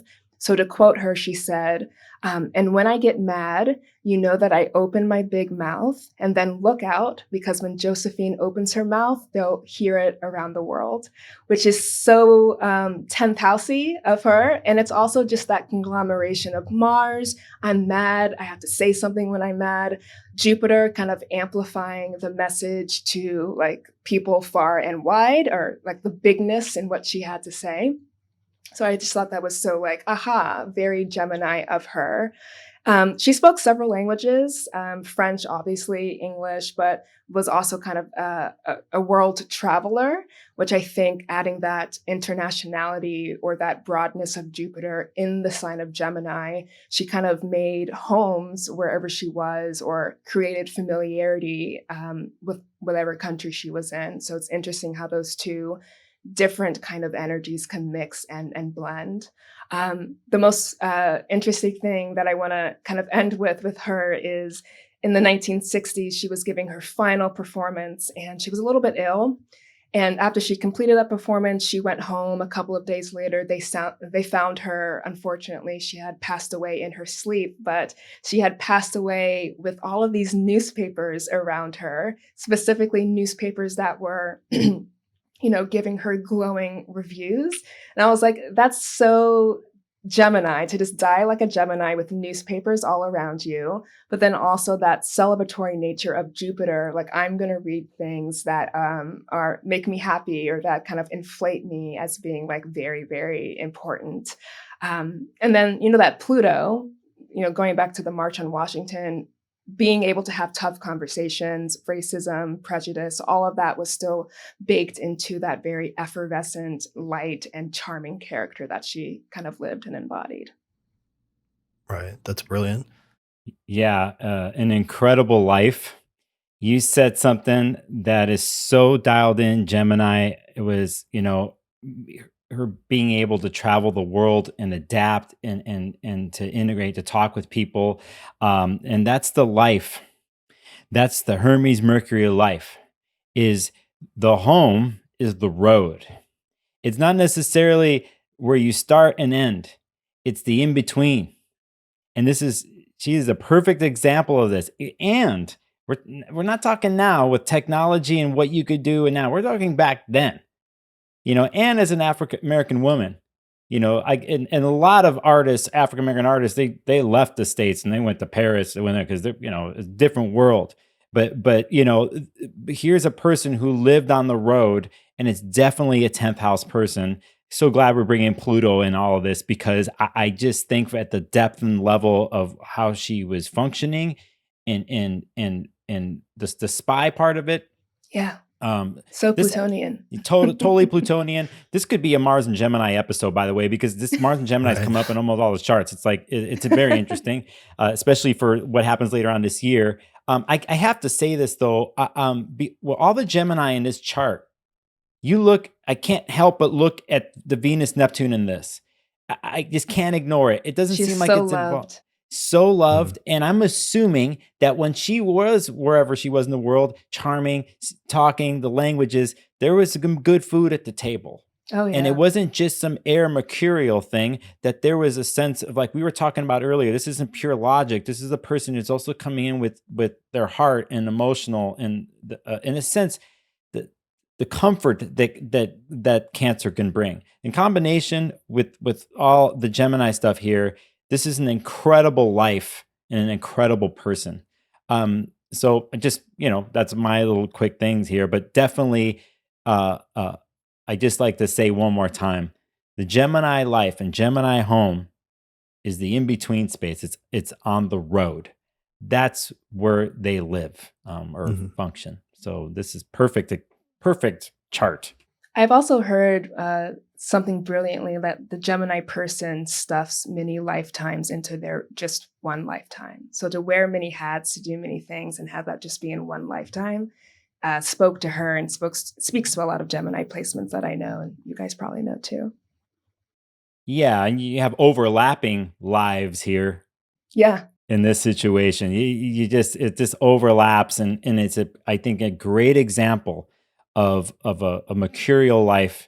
And in a way, no one's perfect. Everyone's got their own personal stuff, but yeah, something where someone's dialed in creatively for themselves, and then also has a connection to the greater whole, and can change situations, which he did in her messages and relating to people, and also being a spy. But first and foremost, like a creative genius, beautiful person. So I'm so glad you picked this chart, because to go back to the fact that the Geminis get a bad rap. How can you this is person right here is not a bad, you know what I mean? She's Like an exemplary person. Yes, yes. An exemplary Gemini. Yeah, Yes. yeah. Hashtag that. Okay. Hashtag exemplary Gemini. Exemplary. Yeah, maybe I want that to float around. We'll redeem Geminis. Maybe we can start that hashtag of just like people can see if they can help us find more exemplary Geminis like that to help redeem and counteract any negative ones. Because there's been some Geminis, I have to say, over the past 2 years that have set Geminis back like 20 years. So we could use use more charts like that. Yeah. And we've talked about some of them. One of the things that comes up that this one reminds me of is that mutable signs in the ancient Hellenistic, in the Greek and Latin text, they would say that mutable signs indicate two of whatever they signify, or if they're being contrasted with other signs, they indicate multiple of whatever they signify. And this one was a really good example of that, of her having multiple different careers or having two different lives in some sense. And that notion of there being multitudes is really important when it comes to Gemini. It kind of reminded me, because this is coming up largely in a like a career context for her, but it reminded me of like Frida Kahlo's chart, for example, who has Venus in Gemini conjunct Pluto. And so it's like Venus in Gemini, it's Leo rising with Venus in Gemini conjunct Pluto and square Saturn.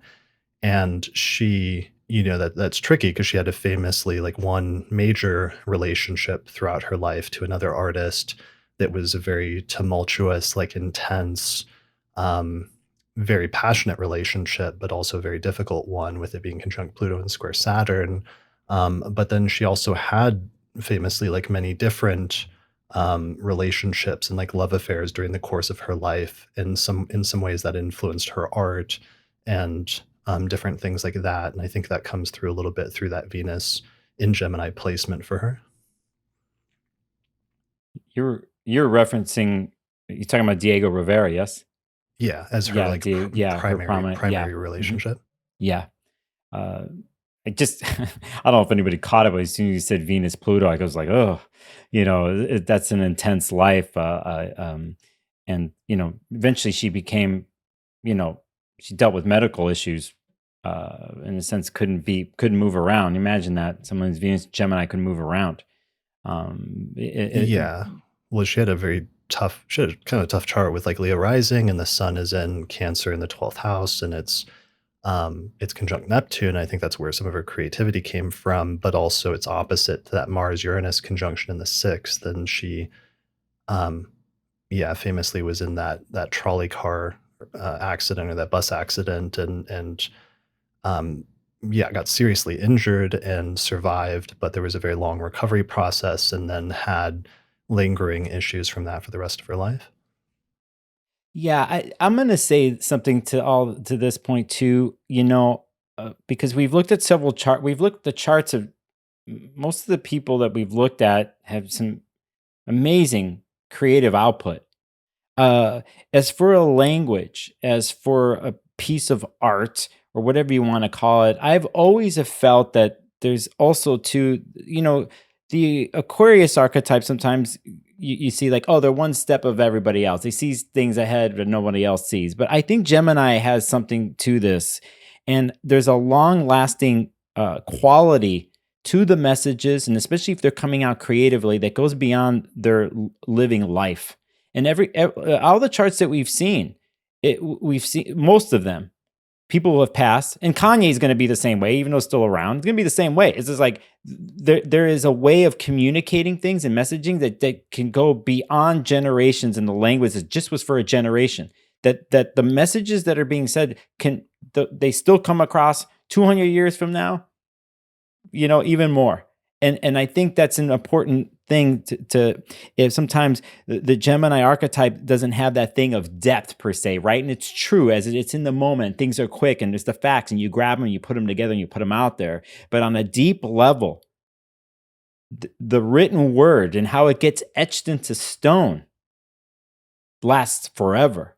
So, there's something to all this with Gemini and the archetype and the story of what our true message is. So just thought I'd say that.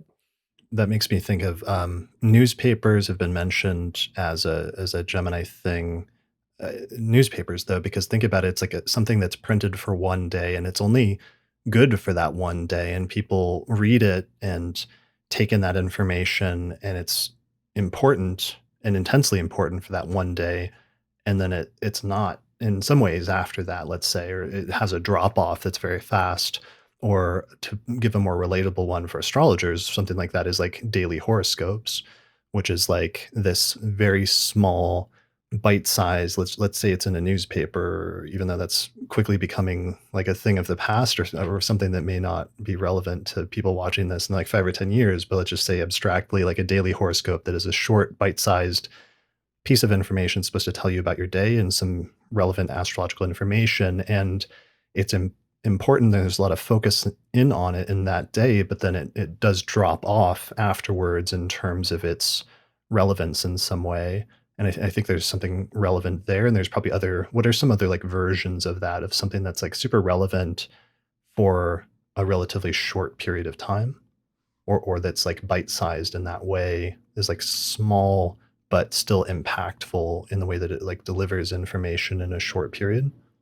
Kind of makes me think of Twitter. Yeah. I think Twitter has a Gemini placement in its natal chart. The first tweet, if I'm remembering correctly, had Mars and Gemini, I believe. Yeah. Yeah, Twitter's first Another tweet. Mars. Yeah, another It's Nicholas is definitely. laughing. I don't know the chart you're pulling up, the Twitter chart, but it's definitely air and fire. If it isn't, I'd be surprised. Yeah, you're So right. yeah, Aries. yeah. Well, and it's funny because that first tweet chart has Mars and Gemini, and it's squaring Mercury conjunct Uranus and Pisces. Just saying anything.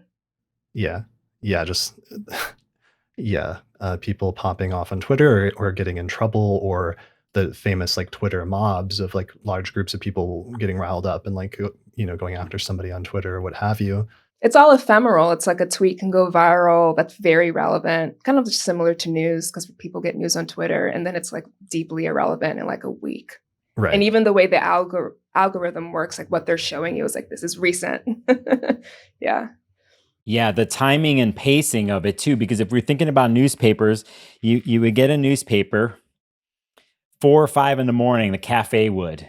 That means the stories were constructed maybe to a certain point in the middle of the night, and it had to go to the machines to get printed out. So, okay, there's the timing. So now with the tweet, if we talk about trends, something can trend, and something can completely overtake the news cycle within an hour and 2 hours. It can completely one trend can go and just disappear because of an event. And so, definitely we're looking at that chart, you can just see the erraticness of it all. And plus, we're also looking at the times that we're living in. To go back to newspapers, everything was at a different pace. Everything lingered a little bit more, even though, like you said, Chris, it would just last for the day until the next newspaper, the next issue or whatever came out the next day. So, the internet has like exacerbated the pace of Gemini sometimes, like the way things just turn over so constantly. Yeah. Yeah. And I wanted to say also that doesn't invalidate what you were saying earlier, Nicholas, because one of the things is, if people do go back and look, historians do, those are some of the things that give you the most insight into what was happening at that moment, in that like split second of time, were those things that were the most relevant and the most immediately relevant in that short span of time on that singular day. And those bite-sized things can be, tremendously insightful about what was on the mind of people at that time. Even though it's for people that are living their lives, it has a very short sort of shelf life. yeah. what just popped in my brain with all this is when Uranus is going to go into Gemini, not just for the USA chart, but in general for what we're talking about of how the messages, how the deliveries get from point A to point B. And we're talking about two different areas of messages. We're going to talk about newspapers and we went to Twitter. Okay. We're talking about time and pacing and the time it takes, and then the documentation of it and going back and what lasts. But I'm curious what will happen with Uranus and Gemini with all that, the timing of things and what messaging is and how that will have some changes coming up to it. Gemini is always going to change, right? But Uranus is involved as Especially with Uranus, yeah. yeah, mundanely as a culture, there's a shift that's about to happen. It's already happened. I think we see it. I think we see it too of how we're relating with each other within social media apps. And I think we've hit a wall, and as in, was one thing about freedom of our expression as what we own. That's all something else. But as in how it happens, again, we had the printing press and the newspapers coming out, and then we have the apps with Twitter and what it is now. But this isn't going to last forever either. And I'm curious, Gemini curious, that what is coming next and how will things get from point A to point B. Now, it seems kind of like a side note, but cryptocurrency is part of this and blockchain's part of this because of the rapidness of an exchange of a transaction. And we have to remember this too, that Hermes rules the transaction, that rules that connective transaction. Commerce, yeah. Say that again. Commerce. Thank you. Yep. Right. There was is it not mercurial, but a real commercial component that was a lot more prominent, especially in ancient astrology, that sometimes gets forgotten about in modern astrology, but it was very prevalent in ancient times. Yeah, the rapidness is the key point right now with blockchain, is how fast the transaction can happen with less energy output as possible. And that's what everyone's fighting for right now, to figure out the best way. And that's a very mercurial thing once the system is there, because if we think timeline wise, the printing press, then there's the Twitter with our apps, and then there's this next level coming. And that blockchain thing is going to be connected to it already is. It's going to be connected to every single thing that we do. You and I can make a transaction without a banking system in the middle of it. And it's how fast that happens. And it's going to completely change our world, our culture. So, just some thoughts I've had about that, just talking about messaging. Yeah, for sure. Changes in technology and changes in communication and potentially commerce are pretty straightforward things that we can expect from Uranus and Gemini that are coming up. Although it's a little hard with Uranus because Uranus is always, expect the unexpected. And sometimes when you try to expect what Uranus is going to be, it's actually hilarious how far off we can be, because sometimes Yeah. it's something that's so different that you can't even anticipate or conceptualize it ahead of time, because that's literally like the archetype of Uranus, is like that curveball or that thing that comes out of left field that you didn't really even imagine, but then it ends up changing everything. So the last time Uranus went through Gemini was around like 1941, 1942 through 1949. So it was really the heart of World War II, and just the rapid advances and changes in technology and in especially in travel and different things like that, but also communications that took place during that time. And a lot of that was motivated by the World War, of course, that like rapidly it put much more pressure into those advancements in technology. But then also saw some major changes, of course, like the development and the unleashing of nuclear power and nuclear weaponry at that time.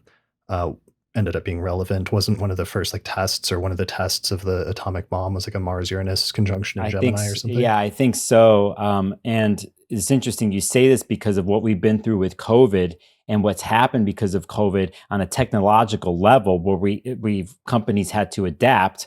Like we're Zoom and all that stuff, and what's going to come out of this when that ingress happens, you start to see the results later too. So Yeah. So if anybody's going to deal with it well, There's one thing about having Uranus and Taurus. Okay, I'm a Taurus ascendant. I could tell you right now how difficult that is. But if anybody's going to maybe go with the rapid, don't know what it's going to be type It's of going to be thing, the gems. it's Right. going to be the Geminis. Yep, yep. That's a good point. So if anybody's most suited to dealing with the rapid changes of Uranus and Gemini, of Uranus going through as somebody's zodiac sign, it's going to be the Geminis who are the most, perhaps the most adaptable of any of the signs. Mm-hmm. Yeah. Good Living point. for it, actually. Right. Like, yeah. All right. So we had a list of keywords where I put out a tweet and I said, what are your keywords for the zodiac sign Gemini? Like I did in the last 2 episodes, and a bunch of people submitted their keywords. And Camille, you put these together in alphabetical order. And I'm wondering, there's a lot of them, but I'm almost wondering if it would be useful to go through them. I mean, some of them we've already mentioned, or some of them we agree with. I'm not sure. I mean, most of them, it's not like there's a bunch that we don't. There might be one or some that I'm not sure if I would say for Gemini, but for the most part, they're pretty accurate, right? Yeah, I think so. Okay. So even if it wasn't all ones we would use, there's certainly ones that people do mention in connection with Gemini, or did when I put out that survey. Why don't I read through some of them and then we'll just pause, or if there's one that either of you want to linger on, I can pause and just let me know. Okay. All right. Keywords on Gemini from Twitter, quote unquote, all the words: adaptable, alert, amplifying, analytical, aware, banter, books, both, breezy, bright, bullshitter, busy, butterflies, buzzing bee. I like that because bees like buzz around from like flower to flower, just like collecting The pollen. pollinators. Yeah. Cartoons, chaos, charming, chatty, child, childhood, choices, clever, colorful, common sense, connective, conversational, curious, dabbler. I like that, like somebody who dabbles in like many different things. Debate, detached, dexterous, dispersion. Dexterous was actually a really good one, like because somebody that is able to do different things, or is sort of like flexible, which can mean flexible like physically, but it can also mean flexible like mentally, or just adaptable to different scenarios. One thing about dexterous that I always think of is like how people can use their hands. Like my hair braider can braid things like so fast, and how that use of hands. She's a Gemini, can also come through that way. Yeah. And talking to you at the same time. Absolutely, talking my ear off. Yeah, and doing that, the multitasking, that's the Yeah. key. Yep. Mhm. Yeah. Yeah, I like that. And also debates, like being debaters and like liking the debate, and being enlivened by that in some sense. Like if you were to go on a like a date with a Gemini, or somebody that has heavy Gemini placements, like maybe liking that, or the process of like flirting, let's say with like Venus and Gemini, might be having a sort of witty back and forth between two people. Yeah, like teasing as flirting. Right. Yeah, definitely. That's the deal. But also too, it's not just with the date, it's with the hostess and the owner of the restaurant. Right. At the same time. And not just it's a flirting with a charming thing too. I know this is like, I could, you're on a date with somebody with Venus and Gemini, but at the same time, you're walking in rooms like, oh, you have such a great place. To the restaurant owner, it's like, oh, tell the cooks that the meal was amazing. Right. That kind of a thing. So Yeah, it's yeah. happening on all levels.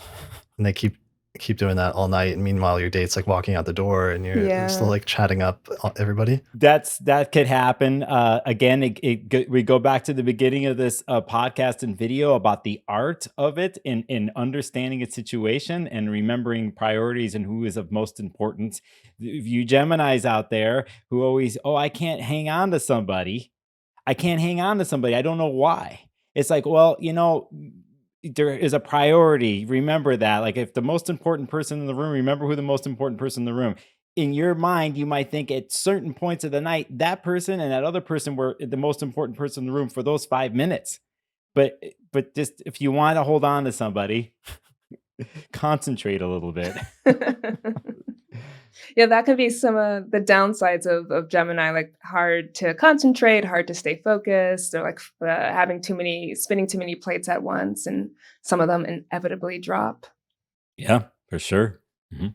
Right. Yeah, that was something we were talking about in the last forecast of maybe also sometimes because we're contrasting signs that are connected or relate in some way. But another interesting contrast that we could have done and haven't done as much of in this episode is signs that are in aversion that don't relate because they don't share any of those same qualities. And that's where you get some of those disconnects sometimes of having different tendencies or different styles. And what both of you are talking about right here reminds me of like Mercury and Gemini and some of the things you're talking about of that quickness and chattiness and things like that, and being able to chat up multiple people versus, let's say, Scorpio, which is in aversion to and doesn't share any of the same qualities because it's a fixed water, nocturnal or feminine sign, and therefore maybe wants to focus more on just one thing and like stick with that, or one conversation that it wants to have like intensely with one person, as opposed to having like multiple conversations going on with different people. And that can be part of a sense of discomfort or not relating due to different styles. Yeah, the Scorpio on the date with the Gemini would be seething. Right. Why aren't you paying attention to me? Yeah, and Right. only me. Or why do you keep changing the conversation to like different Yeah. topics? Like let's stick with this one topic and really get to the heart of it. Yeah, if the Gemini was smart, they would keep their mouth shut Mm, and lend to the air of mystery and not say too much with the Scorpio. okay. And you let that simmer. The Scorpio is going to chase the mystery. Maybe that should be a whole other episode, is like astrology dating tips based on the signs. Yeah. Chemistry with the signs. Yeah. Right. But yeah, they're aversion to each other. That's legit, But if that could be another episode. Okay. Open up a Pandora's box there. But yeah. Yeah, how to bridge the gaps between signs. Yeah, because it can happen. Yeah. Let's remember that too. We have everything that we know and learn, and then there's things change, and we adapt. And here we are bringing in the other word, adaptability again. And again, higher level Gemini, if they have it together and they've been studying and doing it right, they can then, let's say it was something I said, like, oh, they're going to keep their mouth shut. Like, oh, I know when to not say anything here. And I'm going to Yeah. actually not just be teased by the Scorpio, but I'm going to tease them. I'm them. going to bring them along too. And that could be fun, actually. There's a solution, right? Possibly. So, Yeah, and the point with the aspect doctrine and with the ideas of aversion versus affinity is not that signs or different signs or people that are born under certain signs can't relate. It's just that I think it's easier sometimes to relate to somebody else when you share something in common versus sometimes it can be a little bit harder to bridge that gap, but it's not impossible if you don't have certain affinities or you don't relate on certain levels right away, but there can be ways around that for sure. yeah, for sure. And that's work, and put in the work, certain things there. But yeah, it definitely free flows with other signs. That's for sure. So, Yeah. All right, back to our list. We're about a third of the way through. So, dexterous, dispersion, diversified, double-edged sword, Dr. Jekyll and Mr. Hyde, duality, duplicitous, dynamic, eclectic. That's a good one. Effervescent, erratic, erudite, exchange, experimental, explorer, I want to say. Extrovert for sure. Fickle. Sometimes. Yeah. Sometimes extroverted, not all the time. actually, can I say something to that? Yeah.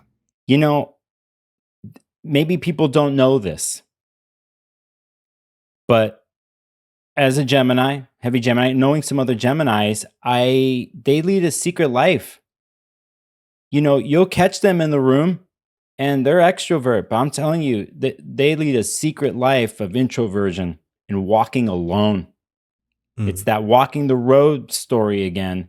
And if, I'm just saying this for people to understand, if they want to get to know a Gemini or understand or will do it, dude, there is another side. Again, there's the other side. And it's an alone, introverted place with their thoughts and the messages that come through. And it's not easy to hold that type of responsibility. It's pretty deep, actually. So I don't know what y'all think about that, but I agree as someone who lives a double life. Yeah, internally and externally. Yeah. One of your things, Camille, is that you're a musician in addition to an astrologer. Yeah, and I work for the federal government as well. So three things at the same time right now. Yeah. wow. You Yeah. you contain multitudes. Exactly. Mhm. Yeah. And Nicholas, you actually also wear many hats as well, I think, and have worn many hats during the course of your life. I have. I grew up on the restaurant business. I was a professional photographer, was involved in the music business, so many other things. Some of I've been involved in back end helping put on conferences. But Books. oh yeah, books, astrology books. I know that, or most of not. I don't know it, but I know of it. But I will say, you have to find your moments to know when to stop picking up something else I and juggling know. something else. So Yeah, so sometimes that can be a benefit and a shortcoming is like knowing a little bit about many different things, but maybe not going as far into any one thing as one could potentially. yeah, I've learned from the fixed signs to focus in on one thing and to go all the way with it. So to not have so many things, and that in your life. One thing I do sometimes on a deeper level is I'll go look at progressed Mercury in the chart. I will see what's going on with that because sometimes that will be a reflection of whether I or a client could who has maybe mercurial qualities who can juggle many things, and depending on whether progressed Mercury is doing, if it's gestation or not, whether they're more focused on one thing or not. That's just a side note.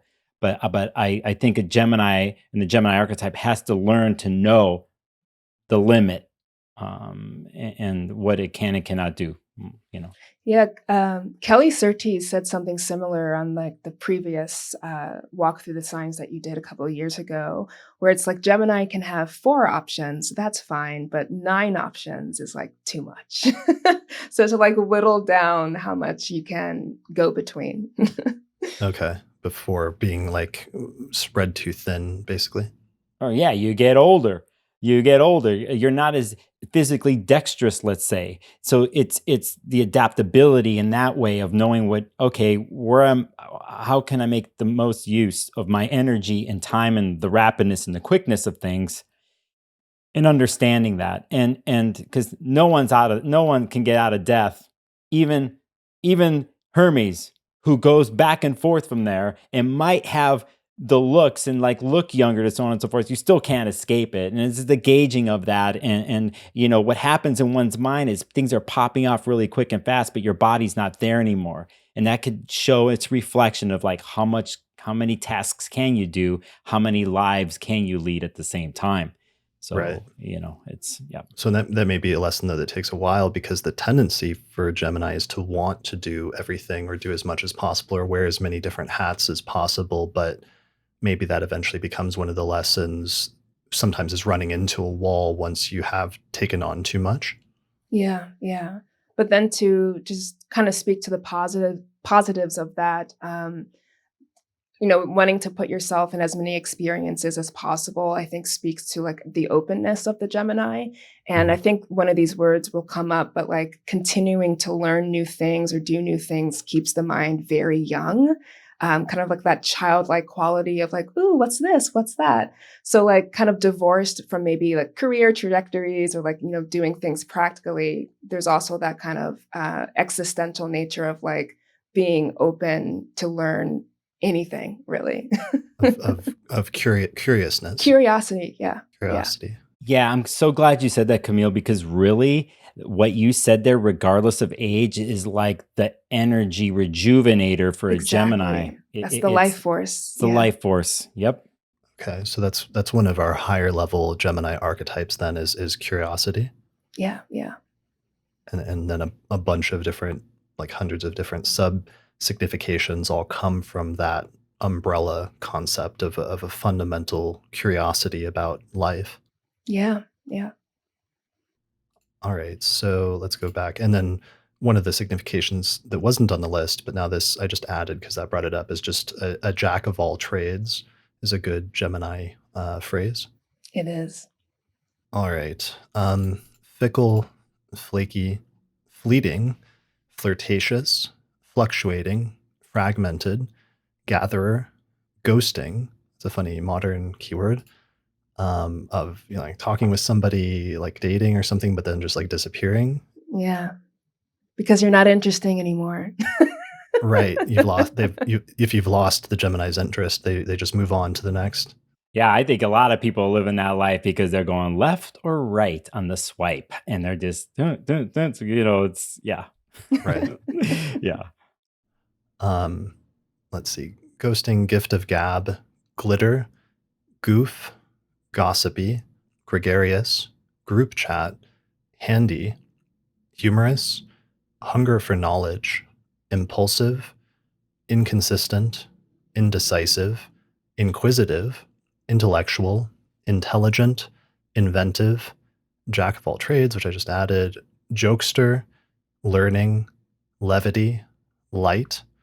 Keeping things light is a good Gemini term in terms of, yeah. Linguistic, manipulative, marketer, media mogul, messenger, mischief, multifaceted, multiplicative, multitudes, myriad, networker, next door, nosy, novelty, observant, on trend. Novelty is a good one, like liking novelty. Yeah. The newness of an experience. To learn something is to do something new.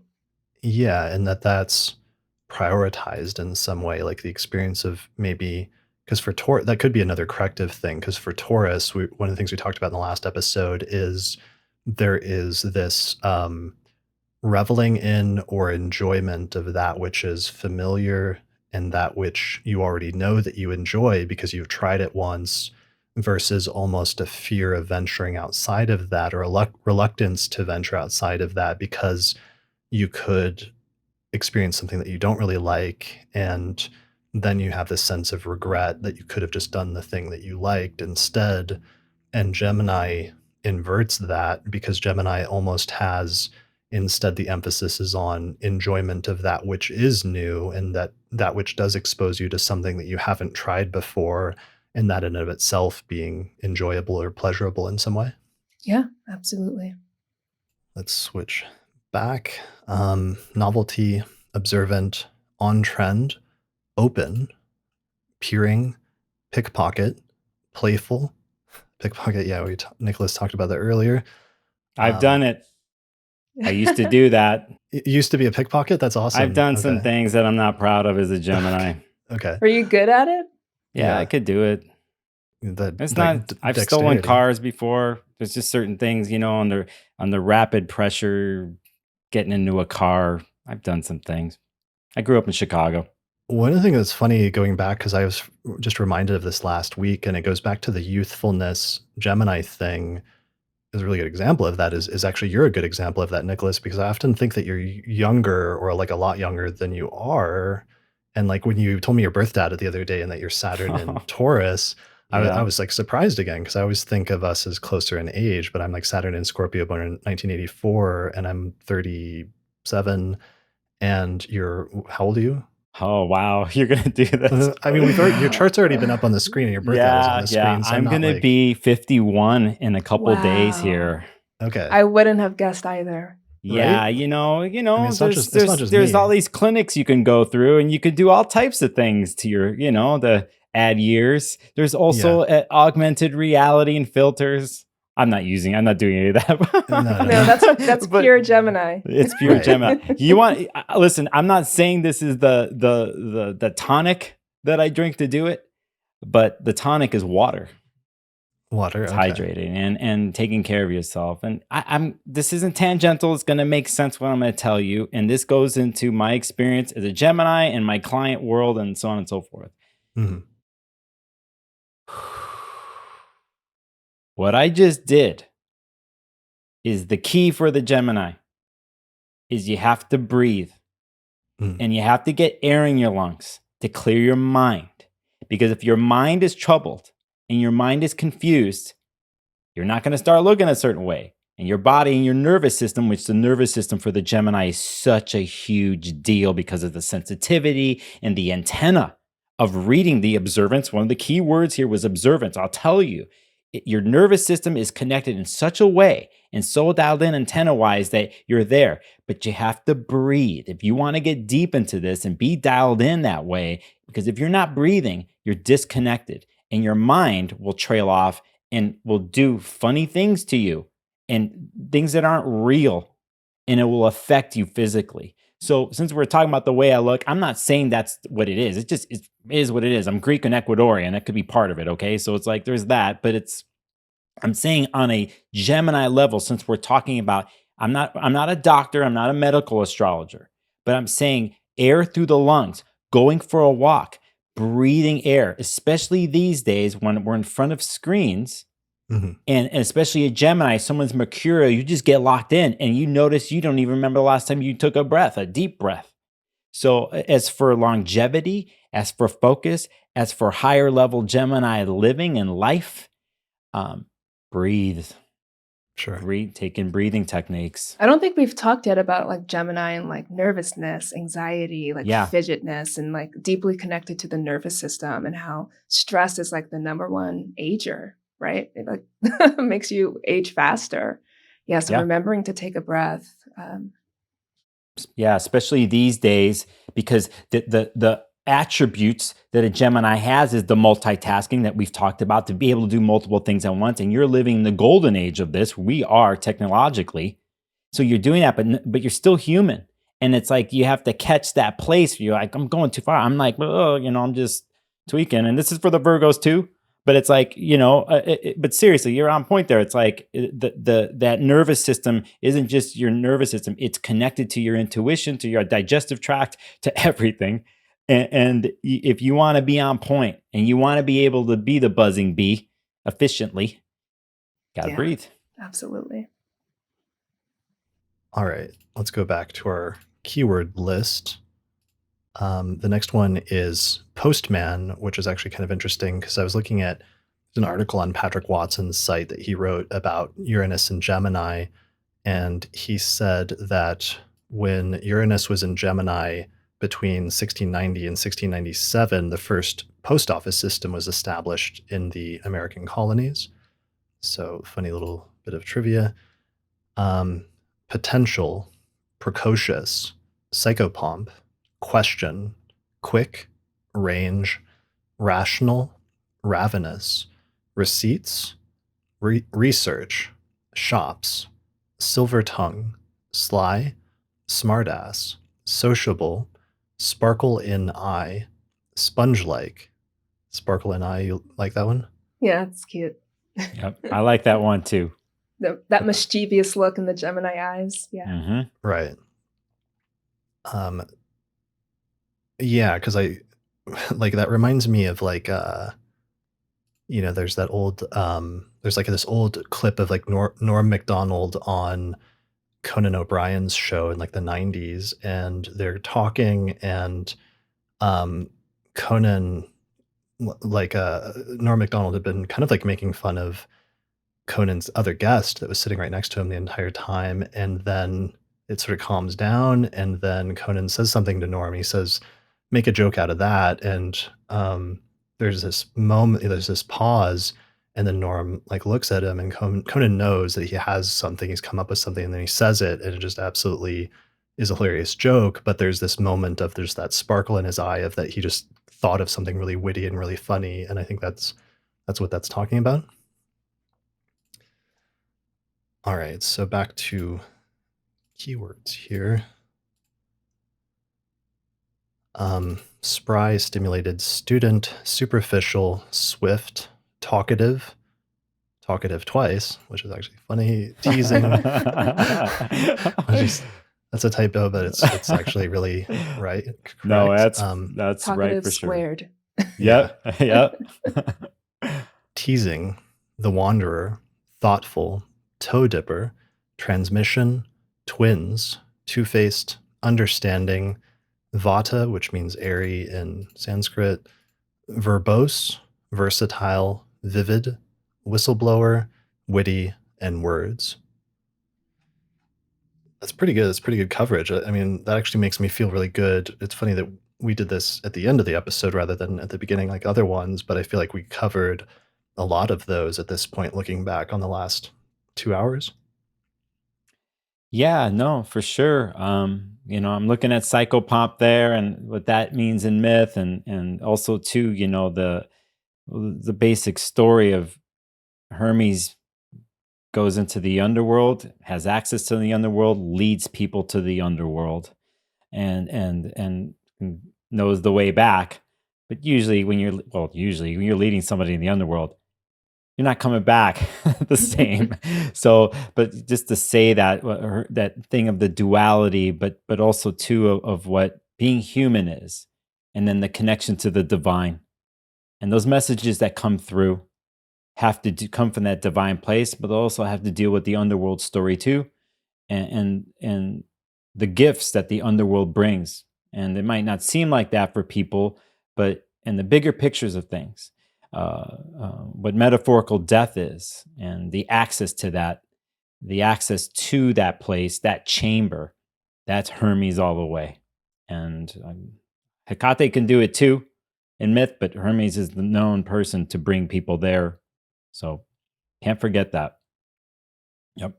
I wanted to say just one thing about the superficiality and maybe like debunking a myth that Gemini is like the jack of all trades but master of none.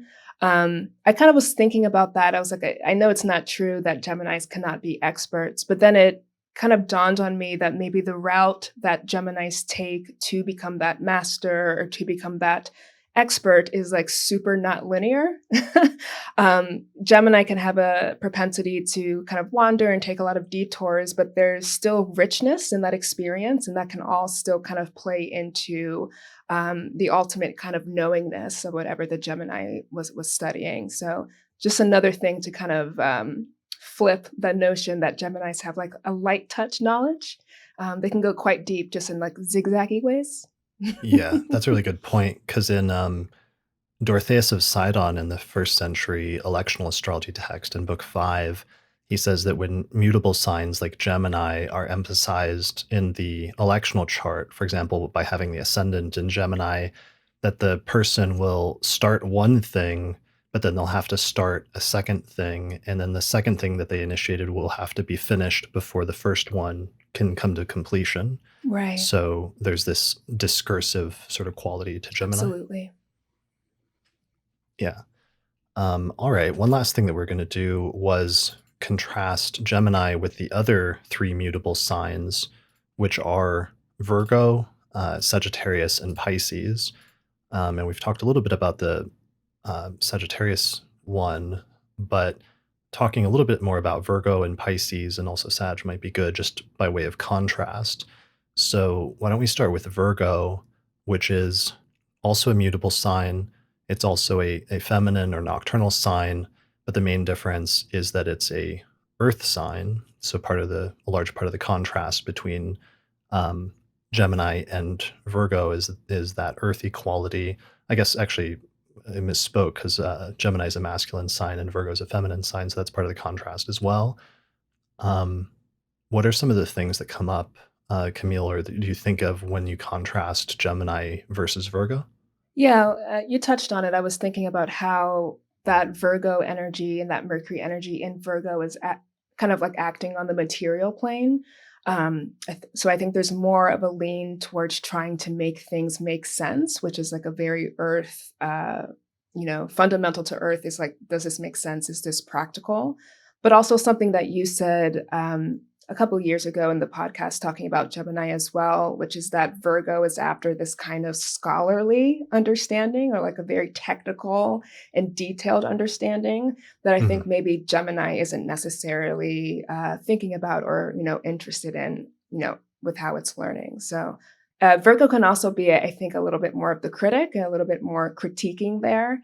And I have this feeling that Gemini has this quality of like openness or like understanding or like tolerance for mistakes or like coloring outside the lines that maybe Mhm. Virgo doesn't have.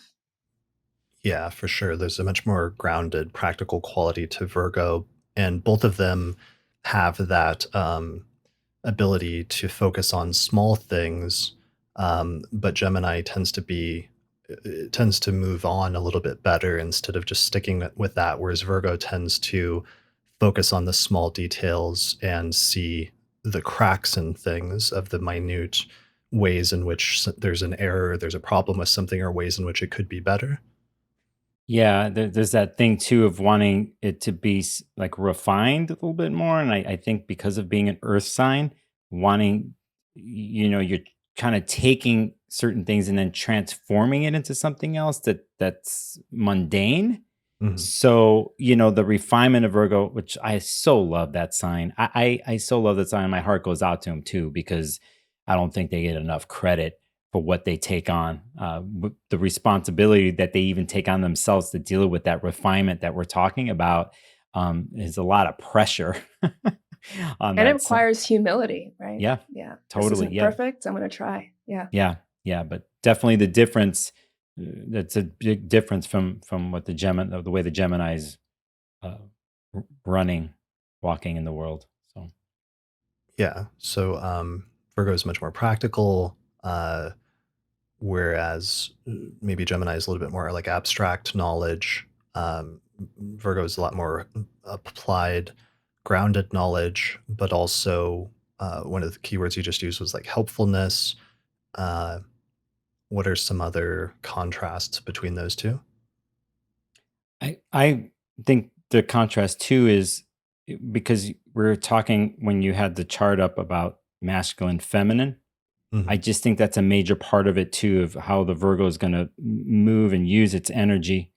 And compared to the so-called masculine Mercury or Gemini, the way it's moving at things, then you have on by definition the receptivity of the feminine of Virgo. So how they're both moving mercurially is different. And so I don't, Yeah. I know we're talking about basic definitions here and that they don't just stop there, but I think that's probably the biggest differentiator to me is that. Yeah.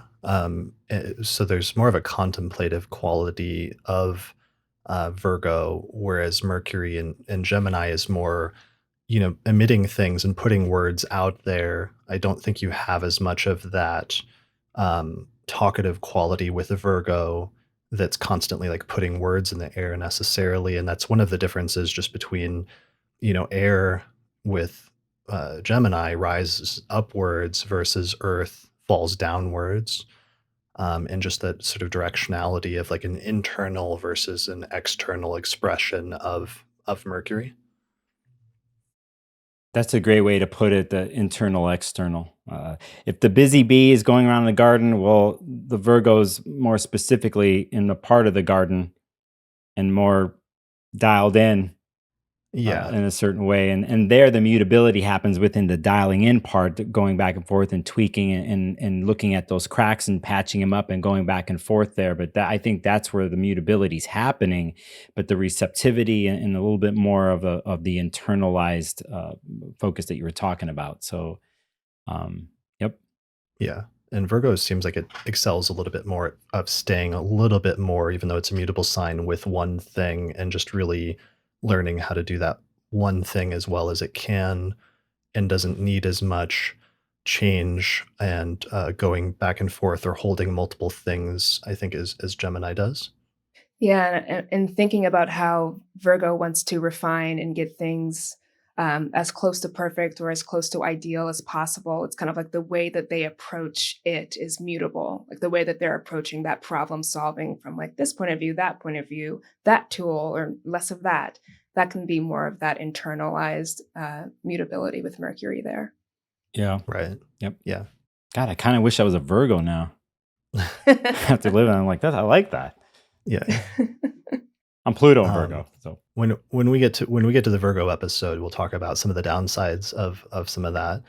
Um, let's go on to, even though we've already talked about this, the contrast now between Gemini and Sagittarius, and also how Pisces relates to that, because Pisces is the other sign that's opposite to Mercury's other ruled sign, which is Virgo. And so we see some commonality there as well. So one of the major differences between, let's say, both Sagittarius and Pisces versus Gemini is, again, just that big picture stuff versus the small immediacy of Mercury and Gemini. Yeah. I also like to think of Pisces as a consciousness, which is something that's just beyond thought and not necessarily things that the Gemini mind can articulate or understand. It's just something that's moving in the background of our reality that kind of ebbs and flows as we move through life. Is more Piscean. Yeah. So as a water sign, there's an emotional component there that's sort of missing from Gemini to some extent, which is more intellectual. Yeah, yeah. All right. So I think that's pretty good since we've already talked about quite a bit the opposite sign of Sagittarius and things like that. Maybe that's good in terms of contrasting the four mutable signs. Yeah. Cool. All right. Well, I think that's really bringing us to the end of this episode then. We've covered a ton of different significations. We've gone through some great different example charts. I'm not seeing any major ones that I meant to mention that I'm going to really be kicking myself for afterwards. There's a few like stand-up comics and a few people that are good at doing radio or podcasting, which is really just having a ability to think quickly and engage in conversation and use that to their advantage. That seems to be one of the great Gemini abilities or superpowers in some sense that can be used for good or for ill. I was going to say there's one chart example I think I would be biting myself over if I didn't mention it. Okay. And it's Shakespeare. It's William Shakespeare. And the birth date is in question, but I looked and both Venus and Neptune were in the sign of Gemini. And Shakespeare is this person who a lot of people don't know created and made up so many words. And kind of going back to what Nicholas was saying about how that Gemini storytelling can affect people or like move beyond the life of the person that used it. Shakespeare is kind of like ebbed into our zeitgeist kind of permanently. And it's so funny that his Neptune was in Gemini. He imagined up these words. It came through plays and sonnets, which is a Venusian type of medium. And those two planets were opposing Uranus. And then we get that quality of like, I'm going to create my own words. I'm just going to put things together. And they become things that we use currently and may not even know. Yeah, I would actually consider Shakespeare subversive, actually. Yeah, A that lot of Uranus what he part. was sneaking in at the times culturally and what he was pointing out, even with just the way people lived, and, it's subversive, and he's smart alecky, He was a really. smart Yeah, ass. yeah, he is a smart ass. There's a key word. We got one of those. So yeah, definitely. Yeah. I was just looking really quickly for other Neptune and Gemini people, and one of the ones that brought up that I've used as a Venus Mercury conjunct ascendant in Libra example is the famous poet T.S. Eliot. But it was interesting, it brought up that he also had a Gemini moon in Gemini Nice. conjunct that Pluto and Neptune in Gemini. Yeah. Yep. These peoples who their words kind of like capture the public imagination and like just live on through that. Right. Yeah, well, and then if no one caught what Chris said during this episode about them containing multitudes, you're referencing Walt Whitman, and I know Gemini that was sun. on. Yep. So, like everything he wrote is like it's sort of a riddle-like sometimes in a way, but easy to understand and to process that the way of the functioning of the words. So, yeah. Yeah. All right, brilliant. Well, I think that's it then for this episode on Gemini. Thank you both so much for joining me to cover the third sign of the zodiac. I think this sets a really good, I'm still exploring and like getting used to and learning how to go through this series, but this is a nice next step in that. And it's been nice to see the evolution of this series as I'm going through each of the signs. So I want to talk to both of you about where people can find out more information about your work. Camille, what's your website and where can people find out more about you? My website is camillemichellegray.com. There'll probably be like notes in the YouTube video about how to spell those things. Mhm. But on there, you can find, consults, different things that I do. I write very periodically on there as well. And I also have a very active Twitter presence, and my handle is at Millie Michelle, MILLYMICHELLE. And you do consultations, you've written articles before, and at some point you're thinking about doing a podcast? Yeah, I'm thinking about it. This Okay. one went so well that maybe I'll actually start doing it sooner, but we'll see if my Gemini ideas can catch up with reality. Yeah, well, I definitely want to encourage you to because I think that would Thank be you. amazing, and people can let us know in the comments below this on YouTube if they'd like to see that.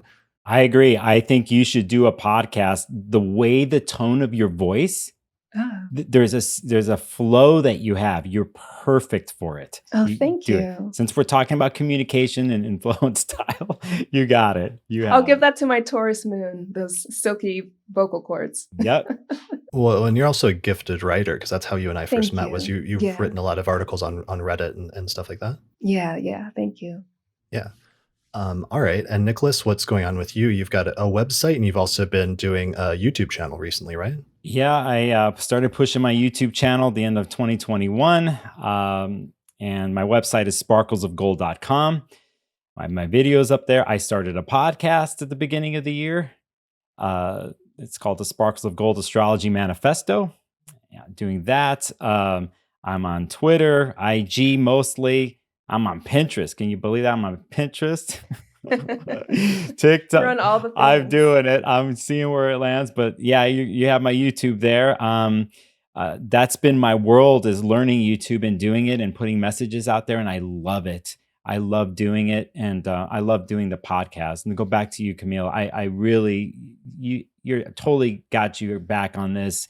You'd be amazing at it. And yeah. And I'll have you on. yeah, we'll do the exchange. We'll do the exchange, which is so famous in the podcast world. So I've been doing that. Yeah, sparklesofgold.com. The other thing is I'm also part of putting on the ESAR 2022 conference that's happening in the end of August outside of Denver. I'm working alongside Laurel Nabandian, who hired me to help. So officially, I'm doing many tasks for that conference. From selling ads to watching over the AV part, whatever it takes, whatever Laura asks. And yeah, when we've had some great changes happen actually in the last 24 to 48 hours. Austin Kopic's going to be there speaking now, so on and so forth. So yeah, thank you for putting that up, Chris. So there's that. I'm part of that. And yeah, that's about it with my world right now. So Cool. Well, yeah, I think I'll put links to both of your websites in the description below this video on YouTube or on the astrologypodcast.com website for the entry for this episode. So people can go there to check out both of your websites. And I definitely recommend following both of you just because I'm sure both of you are going to be doing cool stuff, already are and will be in the future. And I look forward to seeing it. So yeah, thanks a lot, both of you, for joining me today. I appreciate it. Thanks for having me. thank you, Chris. Thank you. All right. Well, thanks everyone for watching or listening to this episode of the Astrology Podcast. That's it. So we'll see you again next month for the episode on Cancer at some point once we moved into Cancer season here in the next few weeks. So thanks a lot for watching, and we'll see you again next time. Special thanks to all the patrons that helped us support the production of this episode of the podcast through our page on patreon.com. In particular, shout out to the patrons on our producers tier, including Thomas Miller, Catherine Conroy, Christy Moe, Ariana Amour, Mandy Ray, Angelique Nambo, Issa Sabah, and Jake Otero. If you like the work that I'm doing here on the podcast and you would like to find a way to support it, then please consider becoming a patron through my page on patreon.com. And in exchange, you'll get access to bonus content such as early access to new episodes, the ability to attend the live recording of the month ahead forecast each month, access to a private monthly auspicious elections report that we put out each month, access to exclusive episodes that are only available for patrons, or you can also get your name listed in the credits at the end of each episode. For more information, go to patreon.com/astrologypodcast. The main software we use here on the podcast to look at astrological charts is called SolarFire for Windows, which is available at alabe.com, and you can use the promo code AP15 to get a 15% discount. For Mac users, we use a similar set of software by the same programming team called AstroGold for Mac OS, which is available from astrogold.io, and you can use the promo code AstroPodcast15 to get a 15% discount on that as well. If you would like to learn more about the approach to astrology that I outline on the podcast, then you should check out my book titled Hellenistic Astrology, The Study of Fate and Fortune, where I traced the origins of Western astrology and reconstructed the original system that was developed about 2,000 years ago. And in this book, I outline basic concepts, but also take you into intermediate and advanced techniques for reading a birth chart, including some timing techniques. So you can find out more about the book at hellenisticastrology.com/book. The book pairs very well with my online course on ancient astrology called the Hellenistic Astrology Course, which has over 100 hours of video lectures where I go into detail about teaching you how to read a birth chart and showing hundreds of example charts in order to really demonstrate how the techniques work in practice. So find out more information about that at theastrologyschool.com. And finally, special thanks to our sponsors, including the Mountain Astrologer magazine, which is available at mountainastrologer.com, the Honeycomb Collective Personal Astrological Almanacs, available at honeycomb.co, and the AstroGold Astrology app, which is available for iPhone and Android. You can find out more information about that at astrogold.io. There's also a major astrology conference happening this year that's being hosted by the International Society for Astrological Research, and that's happening August 25th through the 29th, 2022 in Westminster, Colorado. You can find out more information at isar2022.org.